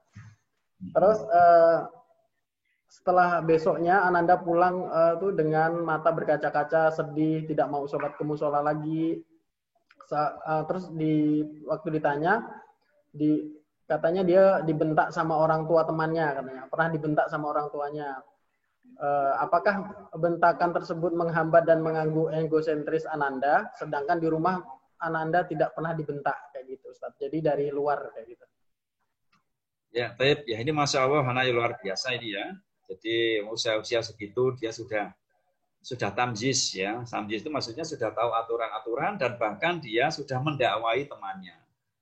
Walaupun demikian dia masih anak-anak dan masih perlu penuntasan egosentris yang tersisa pada dirinya. Nah, bentakan dari orang tua temannya tadi itu jelas melukai fitrahnya. Itu berjelas akan ada dendam ya atau sakit hati yang tersimpan di pikiran bawah sadar anak. Dan itu sulit lupa sebenarnya, itu sulit dilupakan. Nah, kalau terjadi demikian, apa yang harus kita lakukan? Yaitu sembuhkan luka hatinya. Ya, tugas kita menyembuhkan luka hatinya anak tadi. Bagaimana cara menyembuhkan luka hatinya? Nah, yang pertama adalah tunjukkan bahwa kita sayang kepada anak kita. Mungkin kita perlu sabar ya nak ya. Nah, kemudian kita, oh itu bagus sekali, diapresiasi. Sebagaimana disebut tadi, anak itu suka diapresiasi, suka dipuji. Ternyata adik hebat sekali ya, bisa berdakwah itu pahalanya besar loh dik. Ya. Tapi memang dalam dakwah itu memang harus sabar, kadang ada cacian dan sebagainya. Tapi diakui dulu, ya diakui pengakuan yang diperlukan bahwa yang dilakukan itu benar. Itu, ya. Kemudian orang menerima atau tidak itu urusan dia. Rasulullah dulu sampai dilempari batu, sampai kakinya berdarah-darah. Nah, ya harusnya memang harus sabar karena dakwah yang menyampaikan kebenaran pada orang itu pahalanya besar sekali. Adik juga akan mendapatkan pahala yang besar, tapi memang harus seperti itu caranya. Nah, di sisi lain mungkin kita bisa menghubungi, kalau kita berani ya, hubungi orang tua temannya tadi. Kalau orang tua temannya tadi itu mau minta maaf, itu lebih manjur lagi. Nah, itu lebih manjur lagi. Tapi seandainya orang tua temannya itu mungkin kita nggak berani ya, nanti mungkin muncul madorot karena mereka mungkin orang tuanya juga belum tuntas egosentrisnya, kan bisa jadi kan, atau nggak paham tentang pendidikan anak, tentang fase-fasenya, ya cukuplah mungkin kita lakukan, kita orang tua itu menghibur anak kita. Hibur luka hatinya, ya kita basuh lukanya sampai betul-betul anak itu hilang dendamnya. Terus ya, berarti wa'at bi'isayyatal hasanata tampuha. Keburukan itu kita tutupi dengan apa? Kasih sayang kita terhadap anak-anak kita. Insya Allah makin kita dekat terus, dikasih janji bahwa Allah itu akan memberikan pahala yang besar. Adik itu anak yang hebat, itu dai yang hebat. Kelak akan demikian. Besok adik itu kalau sudah besar yang dihadapi lebih berat lagi. Insya Allah kalau adik ini memaafkan orang itu ya, atau bapak itu, insya Allah adik pahalanya lebih besar lagi. Itu insya Allah dia akan merasa lebih tenang. Dan nanti kita antar ke masjid, ya didampingi oleh orang tuanya itu lebih nyaman, yang merasa terlindungi itu lebih cepat untuk menyembuhkan luka batin atau psikis anak. Demikian ya, wallahu a'lam bishawab. Insya Allah. Oke, itu tadi ya kalau untuk pertanyaan yang tadi. Kalau ini ada lagi ini Ustadz yang menarik juga. Bismillah Ustadz, saya punya anak usia 8 tahun dan 7 tahun. Di usia ini, anak saya ini kalau makan masih minta disuapin. Terutama lebih sering di waktu makan malam. Terkadang saya turutin, lebih sering juga tidak saya turutin. Saya pikir mereka sudah bisa makan sendiri. Qadarullah, saya adalah pekerja, ibu pekerja. Jadi pulangnya selalu sore. Pulang udah sore baru pulang. Terkait menuntaskan egosentris ini Ustadz, kebiasaan minta disuapin makan ini sebaiknya dituruti atau tidak ya? Dan kalau diturutin itu sampai kapan? Jazakallahu khairan. Apa nih usianya berapa ya, Tat? 8 tahun dan juga 7 tahun, Ustadz. Nah, karena ibunya kan bekerja pulangnya sore. Gitu. Iya, tayyib. Ya, tayyib. Ya, ini masalah seperti ini, ya. Kita yang pertama, ya kembali lagi, pengakuan dan kebersamaan. Nah, bagaimana kita mengakui Ananda yang minta disuapin itu tadi? Mungkin, ya, kalau kita lihat potensi bakat Ananda, ya, bakat itu kan secara garis besar dibagi menjadi 3. Ada anak yang dominan di berperasaan, ya, baperan itu ya, terlalu baper, ya perasaannya halus itu. Ada anak yang dominan di berpikir cerdas, ada anak yang dominan di fisik, ya gerakannya lincah. Nah, mungkin Ananda yang minta disuapin itu condong yang dominan itu di perasaan, ya di perasaan. Sehingga ketika dia disuapin itu merasa sekali bahwa ibunya itu menyayangi dia. Nah, ibunya menyayangi dia merasa nyaman. Kita jangan berpikir negatif dulu, kita berpikir positif ya. Bahwa memang itu potensi dia. Dan jangan kita berpikir bahwa nanti seumur-umur dia akan minta disuapin, insya Allah tidak. Ya, kita harus berpikir demikian sehingga kita tenang. Ya, setelah kita tenang, lah kapan kita mulai menegaskan dia untuk mandiri makan? Nah, selama ibu itu masih sanggup, lakukan saja. Namanya anak itu nanti insya Allah kalau dia sudah 10 tahun, itu disuapin pasti malu. Itu kan secara alamiah akan berkembang. Ya. Nah, selama ibu mampu, lakukan saja. Justru itu mungkin jadikan wasilah bahwa itulah bahasa cinta yang ibu berikan kepada anak. Akhirnya anak merasa disayangi. Nanti khawatirnya begitu dipaksa-paksa disuapin, suruh makan sendiri, akhirnya dia merasa sekarang ibu sudah nggak sayang sama aku, larinya ke HP nanti. Ya ternyata HP lebih sayang kepada aku, maka dia makan bersama dengan HP. Nah ini kan lebih mengkhawatirkan orang tua. Jadi sebenarnya tidak masalah ya. Jadi ibu harus berpikir positif ya, bahwa insya Allah anak itu tidak sampai dewasa itu akan minta disuapin, insya Allah tidak. Jadi jangan terlalu khawatir. Ya jadikan wasilah itu justru malah sebagai sarana kita karena mungkin ibu bekerja. Nah itulah kesempatan menumpahkan kasih sayang. Mungkin karena rindunya anak-anak ya, ingin ditunggu ibunya tiap hari di rumah setiap waktu, tapi karena bekerja akhirnya dia minta disuapin. Alhamdulillah itu, masya Allah, anak sudah menunjukkan keinginannya sehingga kita bisa menumpahkan kasih sayang kita melalui menyuapi itu. Jadi tidak mengapa, insya Allah Taala ya, kita hanya tinggal berdoa kepada Allah Subhanahu Wa Taala agar mereka dijaga oleh Allah Taala. Tapi masalah mandirinya nanti luas lah ya. Ibu yang lebih tahu, ya, yang lebih tahu. Yang penting jangan menyakiti mereka. Kalau ibu sudah memiliki cara lain untuk menumpahkan kasih sayang sehingga mereka merasa disayangi selain menyuapi, tidak mengapa ibu untuk melatih mereka mandiri makan. Tapi kalau sementara mungkin masih sibuk bekerja dan hanya lewat itu saja ya menumpahkan kasih sayangnya, ya sementara nggak apa-apa. Insya Allah gampang kok melatih mereka mandiri makan, gampang. Ya, mereka kalau lapar pun juga akan makan sendiri, insya Allah Taala. Demikian ya Allah, insya Allah. Masya Allah. Oke. Terima kasih Ustadz. Ini kan tadi ada beberapa pertanyaan, sebenarnya banyak sekali, cuma kita generalkan karena banyak ya. Ada yang bertanya tentang gadget, kecemburuan, tentang perasaan yang masih manja, ya kan. Lalu yang berikut ini tentang tanggung jawab Ustadz. Izin bertanya, adakah kriteria, kapankah layaknya anak mulai dapat dibiasakan tanggung jawab tentang pekerjaan rumah, misalnya menyuci, menyapu, dan lain-lain. Mohon tips untuk menanamkan tanggung jawab kepada anak, Ustadz. Ya, baik. Ya, jadi pemberian tanggung jawab, kalau secara teori, ya, dan termasuk kita itu kembali kepada fase perkembangan anak menurut Quran dan Sunnah, ya, yang kita ambil dari pendapatnya Ibnu Qayyim al-Jauziyah, itu 10 tahun. Ya, 10 tahun anak sudah mulai orang tua itu menjadi raja tega, ya menjadi raja tega. Karena apa? Karena Rasulullah juga memerintahkan ketika anak nggak mau sholat dipukul. Ini 10 tahun.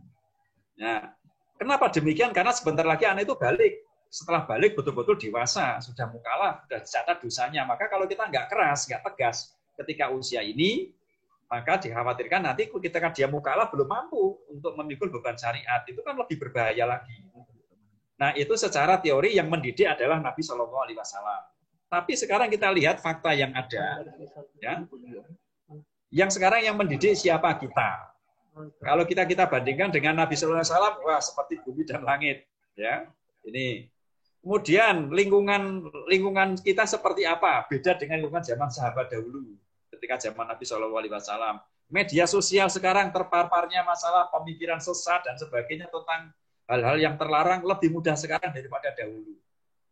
Maka sekarang ternyata ini kembali kepada pengamatan diskusi dari para asatid ya tentang masalah fase perkembangan. Terjadilah kemunduran sekarang ini. Kita ambil rata-rata terjadi kemunduran 3 tahun. Anak yang seharusnya 7 tahun egosentris tuntas ternyata menunggu sampai 10 tahun. Ini. Mungkin ini anak yang seharusnya 10 tahun sudah raja tega karena egosentrisnya belum tuntas, ditegain makin menjadi-jadi kan itu kan. Akhirnya 10 tahun mundur, akhirnya menjelang balik. Ketika mereka SMP, itu baru mulai ditegasi. Jadi mundur. Maka bisa dikatakan ya secara wakil yang terjadi ya untuk masyarakat kita saat ini ketika mereka itu ditegasi ketika lulus SD masuk SMP karena keadaannya demikian. Ya yang harusnya itu 10 tahun. Tapi kalau ternyata anak itu ternyata 10 tahun sudah tuntas egosentrisnya, ya tidak mengapa ketika mereka mungkin kelas 4, kelas 5 SD ditegasi. Kondisinya masing-masing anak beda-beda. Ya tergantung bagaimana pendidikan masa lalunya. Tapi kalau ternyata anak itu belum tuntas, bisa jadi mundur. Kalau ternyata di SMP belum tuntas juga egosentrisnya, bisa mundur lagi. Sebab kalau anak egosentris belum tuntas, kemudian kita tegasi dengan tanggung jawab, nggak tuntas-tuntas egosentris, maka dia akan muncul persepsi negatif tadi. Egosentris nggak tuntas, muncul persepsi negatif, dan sensitif hatinya itu terluka. Ini. Nah, jadi mulai SMP insya Allah Ta'ala ya mulai ditegaskan. Namun di awal-awal ketika mereka kelas 4 SD sudah diberi tanggung jawab, dilatih. Ya, mungkin ketika kelas 4 SD anak putri sudah suruh nyuci bajunya sendiri. menyetrika sendiri, sudah dilatih, tapi belum ada hukuman atau iqab ketika melanggar. Ya, ini termasuk juga ketika mereka nggak mau sholat, kalau egosentris itu belum tuntas, mungkin pemukulan itu bisa kita tunda. Ya, bisa kita tunda. Karena kalau kita pukul, dia malah makin membenci sholat. Gitu, kalau egosentris belum tuntas. Jadi, tetap ada namanya pelatihan tanggung jawab ya ketika mereka sebelum balik itu diusahakan demikian. Tapi kalau ternyata sampai balik juga belum tuntas egosentrisnya, bisa jadi ketegasan setelah balik. Nah, kalau kita kembali lagi masalah ketegasan terhadap orang yang dewasa, Sumamah bin Utsal tadi, kalau Rasulullah itu mungkin menegasi Sumamah bin Utsal, langsung diperintahkan kamu harus masuk Islam. Nanti setelah masuk Islam kamu harus beribadah, ternyata tidak. Tuntaskan dulu oleh Nabi walaupun dia sudah balik ya bahkan sudah tua. Jadi urutannya itu demikian. Sentuh hatinya dulu baru kemudian ketegasan. Ya kembali lagi demikian ya. Sentuh hati dipahamkan baru ditegaskan karena ketegasan itu masuk ke dalam pembiasaan. Nah, sedangkan urutan pendidikan kita itu sadarkan dulu hatinya, ajarkan dulu ya pemahamannya, kemudian baru dibiasakan dengan ketegasan. Nah, itu urutannya demikian. Nah, kalau ternyata anak sudah sadar dan sudah paham, langsung tegas, nggak masalah. Jadi urutan itu nggak boleh dibulak-balik. Demikian, wa ta'ala bishawab. Masya Allah. Jadi memang pentingnya menyentuh hati anak itu sangat ini ya, pengaruh sekali kepada psikis anak. Nah, ini Ustadz, ada pertanyaan berikutnya tentang kata tidak gitu Ustadz.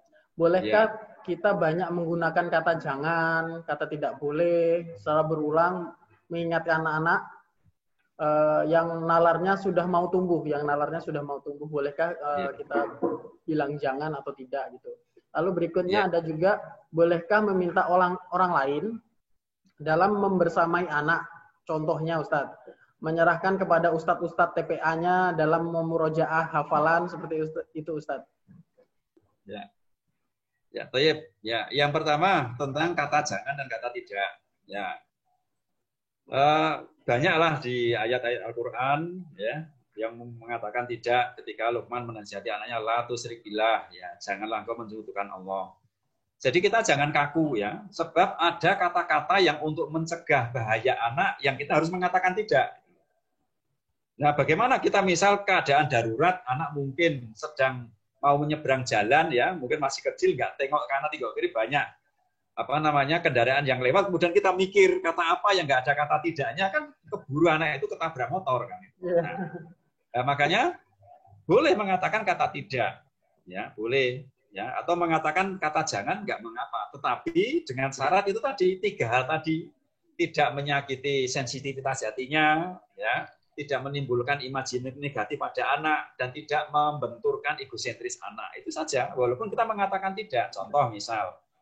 Adik sini, Abi mau bilang ya, adik mau mengajarkan itu nggak bisa-bisa ya Dek ya, oh nggak bisa Bi, sulit sekali, jangan menyerah ya, itu kata jangan, tapi kan anak itu seneng banget malah, jangan menyerah ya, tidak boleh putus asa gitu ya. Ini jadi jangan terpaku dengan kata-kata itu ya, ini jadi bolehlah ya menggunakan itu, tapi memang karena apa secara umum kata jangan dan kata tidak itu memang berbenturan dengan egosentris ya. Ya, tapi kalau ternyata kondisi-kondisi longgar, sebagai contoh misal anak naik meja, ya anak naik meja, mungkin kita kalau mengatakan adik jangan naik meja itu akan menyakiti dia, karena kata jangan itu dengan egosentris itu musuhnya, gitu, ya. Maka kita bisa mengatakan ketika kondisinya demikian, ya, Dek, ini meja itu bagus sekali Dek ya, oh ya Masya Allah, dan meja itu buat apa Dek? Buat naruh makanan, ya. Nanti kalau makanan ditaruh di sini, nanti makanan buat siapa? Buat adik. Makanan yang kesukaan adik, yang enak itu nanti naruhnya di meja ya. Adik tahu kan? Oh iya nih, nanti naruhnya di sini. Nah, kaki itu bagusnya kalau digunakan untuk pergi ke masjid ya. Kalau untuk berjalan ya menuju ke pengajian, menolong teman itu bagus sekali. Nah, nanti biar mejanya itu untuk naruh makanan buat adik. Maka dia akan turun dengan sendirinya. Ayo sini loncat tangkap Umi, ayo loncat. Adik anak pintar ya bisa naik ke atas. Itu anak akan paham dan nggak tersakiti. Tapi pada kondisi-kondisi tertentu kalau kita harus menggunakan kata jangan, ya kita pakai kata jangan.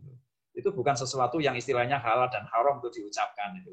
Ya, jadi intinya kembali ke 3 hal tadi, kondisi anak tadi, sensitivitas hatinya, ya, imajinya tadi, persepsinya, dan egosentrisnya itu yang kita jaga. apapun yang kita katakan, walaupun kita mengutarakan kata jangan berkali-kali atau puluhan kali, selama 3 hal itu tidak terganggu ya atau terlukai ya tidak mengapa. Ya, demikian. Kemudian yang kedua tadi, apa tadi? Anda lupa yang kedua tadi.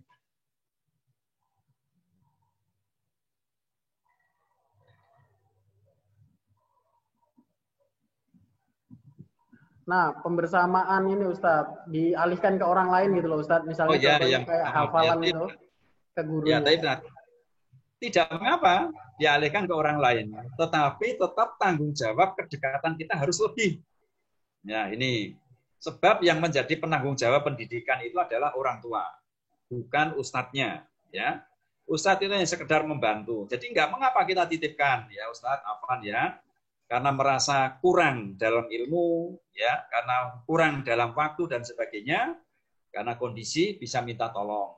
Ya, Afwan ini minta tolong, anak titip anak-anak, ya, nanti biayanya berapa, insya Allah anak yang menanggung, ya, tapi bukan berarti melepas tanggung jawab, ya, karena tanggung jawab pendidikan tidak bisa didelegasikan atau diwakilkan kepada siapapun. Ini harus tetap kita pegang.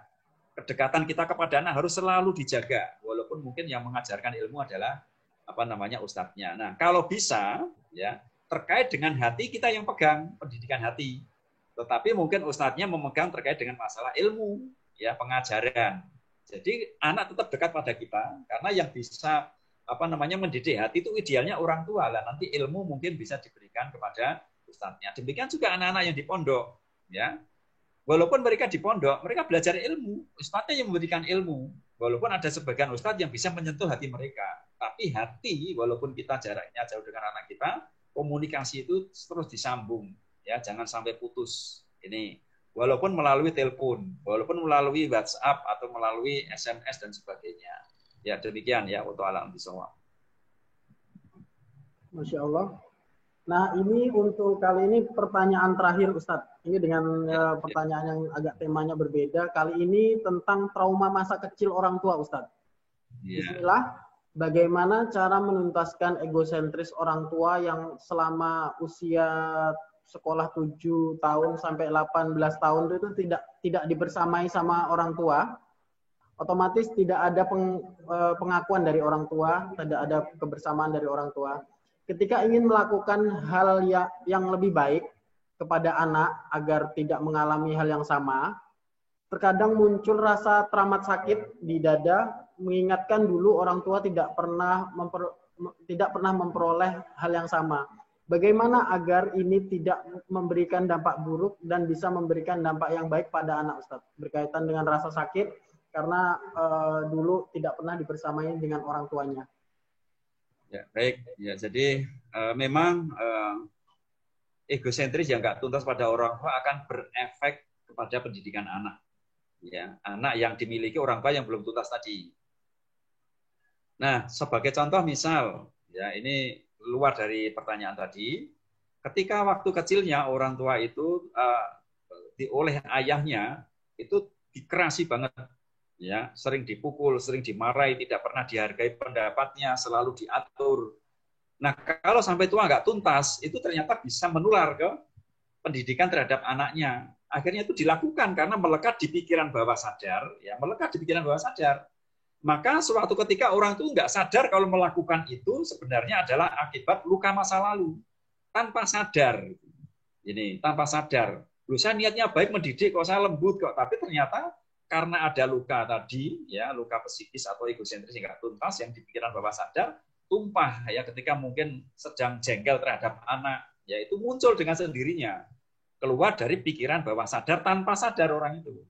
Ya, ini makanya egosentris itu melekat di pikiran bawah sadar. Nah, bagaimana cara mengatasinya? Itu ada pengulangan namanya. Ya, ada pengulangan. Kalau dahulu itu kurang sosok ayah sebagai contoh, maka sekarang harus diulang lagi, hadirkan sosok ayah. Mungkin temannya yang itu istilahnya orang yang lebih maskulin, ya. Sosok ayah yang bijaksana walaupun usianya di bawahnya, sering memberikan perhatian kepada orang tua tersebut. Ya, akhirnya menjadi pembasuh luka ketika dulu tidak ada. Ini termasuk juga ada kasus lagi ketika karakter gender, ya, atau fitrah gender orang tua atau ibu itu nggak tumbuh. Ya, ibu yang terlalu maskulin, ya tidak suka untuk berdandan, ya sukanya itu malah seperti cenderung ke aktivitas seperti laki-laki. Itu kan ada seperti itu. Karena apa? Dulu sosok ibu itu nggak hadir pada perkembangan ibu tadi. Maka yang dilakukan adalah sekarang cari sosok yang feminin. Ya, lebih banyak bergaul dengan sosok yang feminin.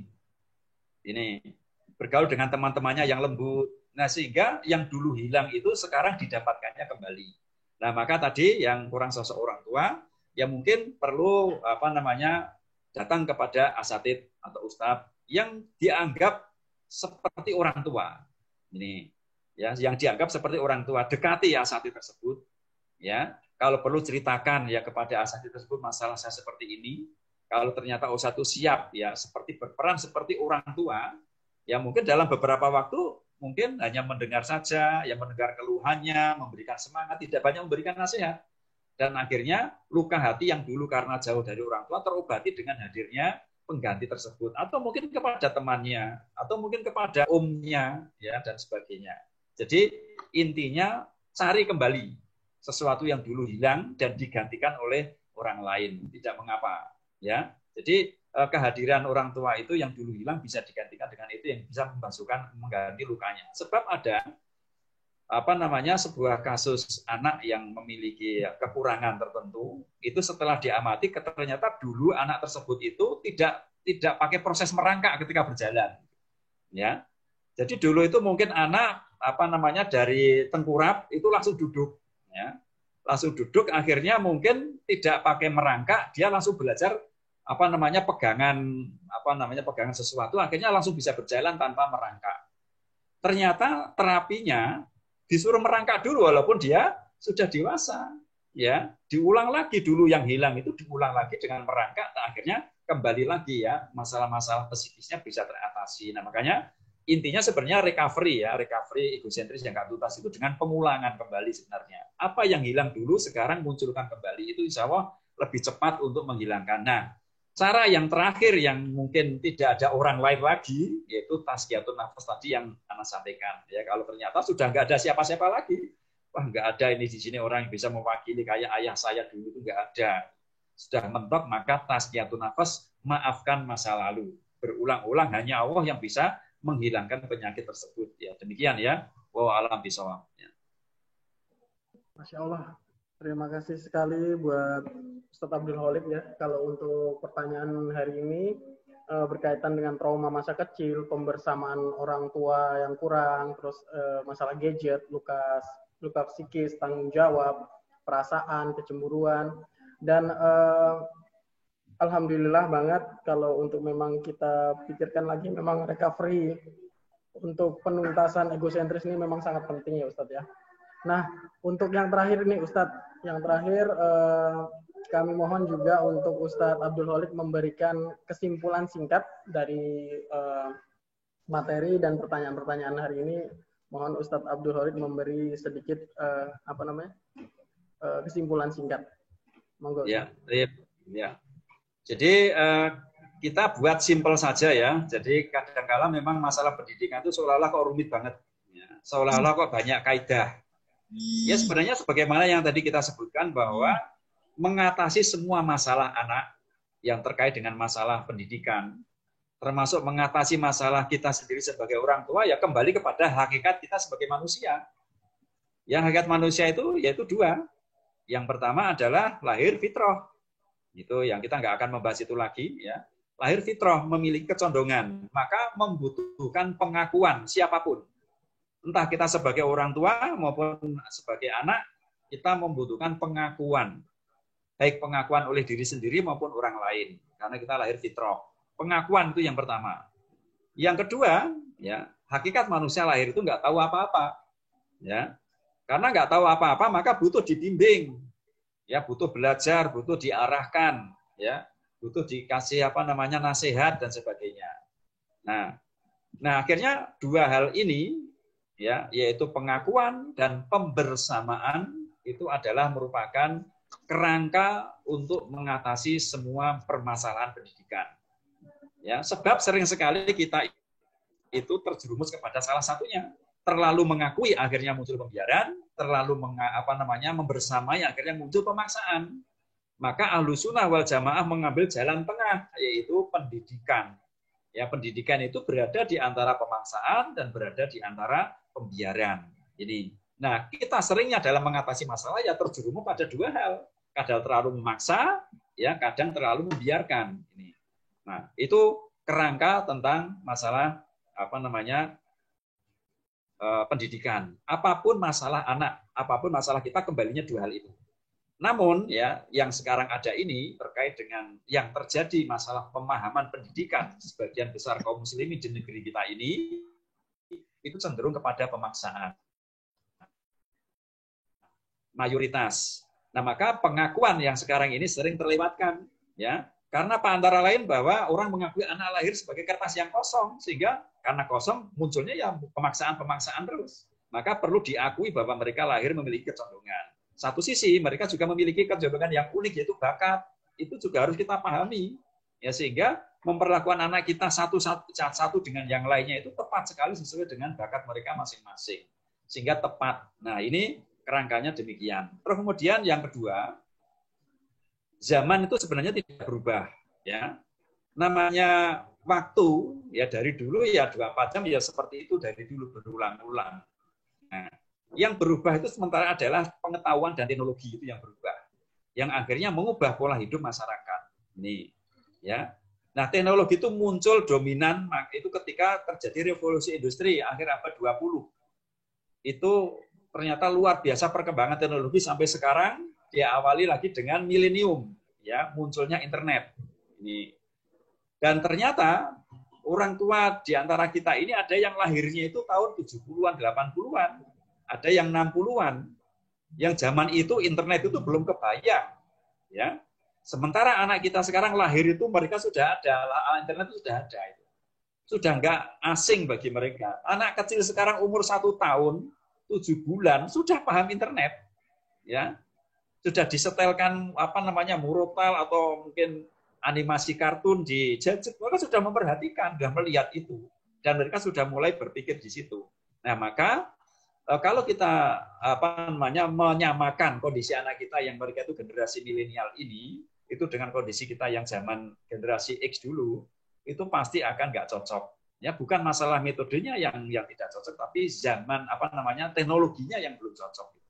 Nah, ini makanya perlu kita memahami tentang gadget ini, bahwa anak-anak kita saat ini yang lahiran 2000 ke atas itu mereka sejatinya itu nggak bisa lepas dari gadget. Maka pelarangan terhadap gadget bagi mereka bukan solusi saat ini. Nah, solusinya adalah ajarkan mereka menggunakan gadget dengan bijak. Ajarkan mereka, bukan melarang. Ya, bukan mencurigai, tapi mengajarkan mereka bagaimana menggunakan gadget. Ya, mungkin kita bisa mengadakan lomba membuat video tentang sholat melalui gadget. Sehingga anak-anak tahu bahwa ini ternyata gadget untuk hal yang positif. Membuat cerita yang menarik melalui WhatsApp. Ya, terus kemudian bisa jadi menghafal Quran dengan gadget, karena di situ juga ada mushafnya yang bisa dimunculkan. Jangan selama ini kita mencurigai dan kalau sudah menggunakan gadget yang dilarang, maka mereka hanya mengatakan dalam hati mereka bahwa gadget itu perkara yang dilarang. Nah, ini kita perlu memahami hal ini, ya, sehingga jangan terburu-buru untuk menghakimi anak kecanduan. Nah, jangan terburu-buru menghakimi anak itu kecanduan gadget. Sebab saat ini tuh hampir semua sisi kehidupan pakai gadget. Mau makan pakai gadget, pesan nanti ada yang ngirim ya lewat ojek online.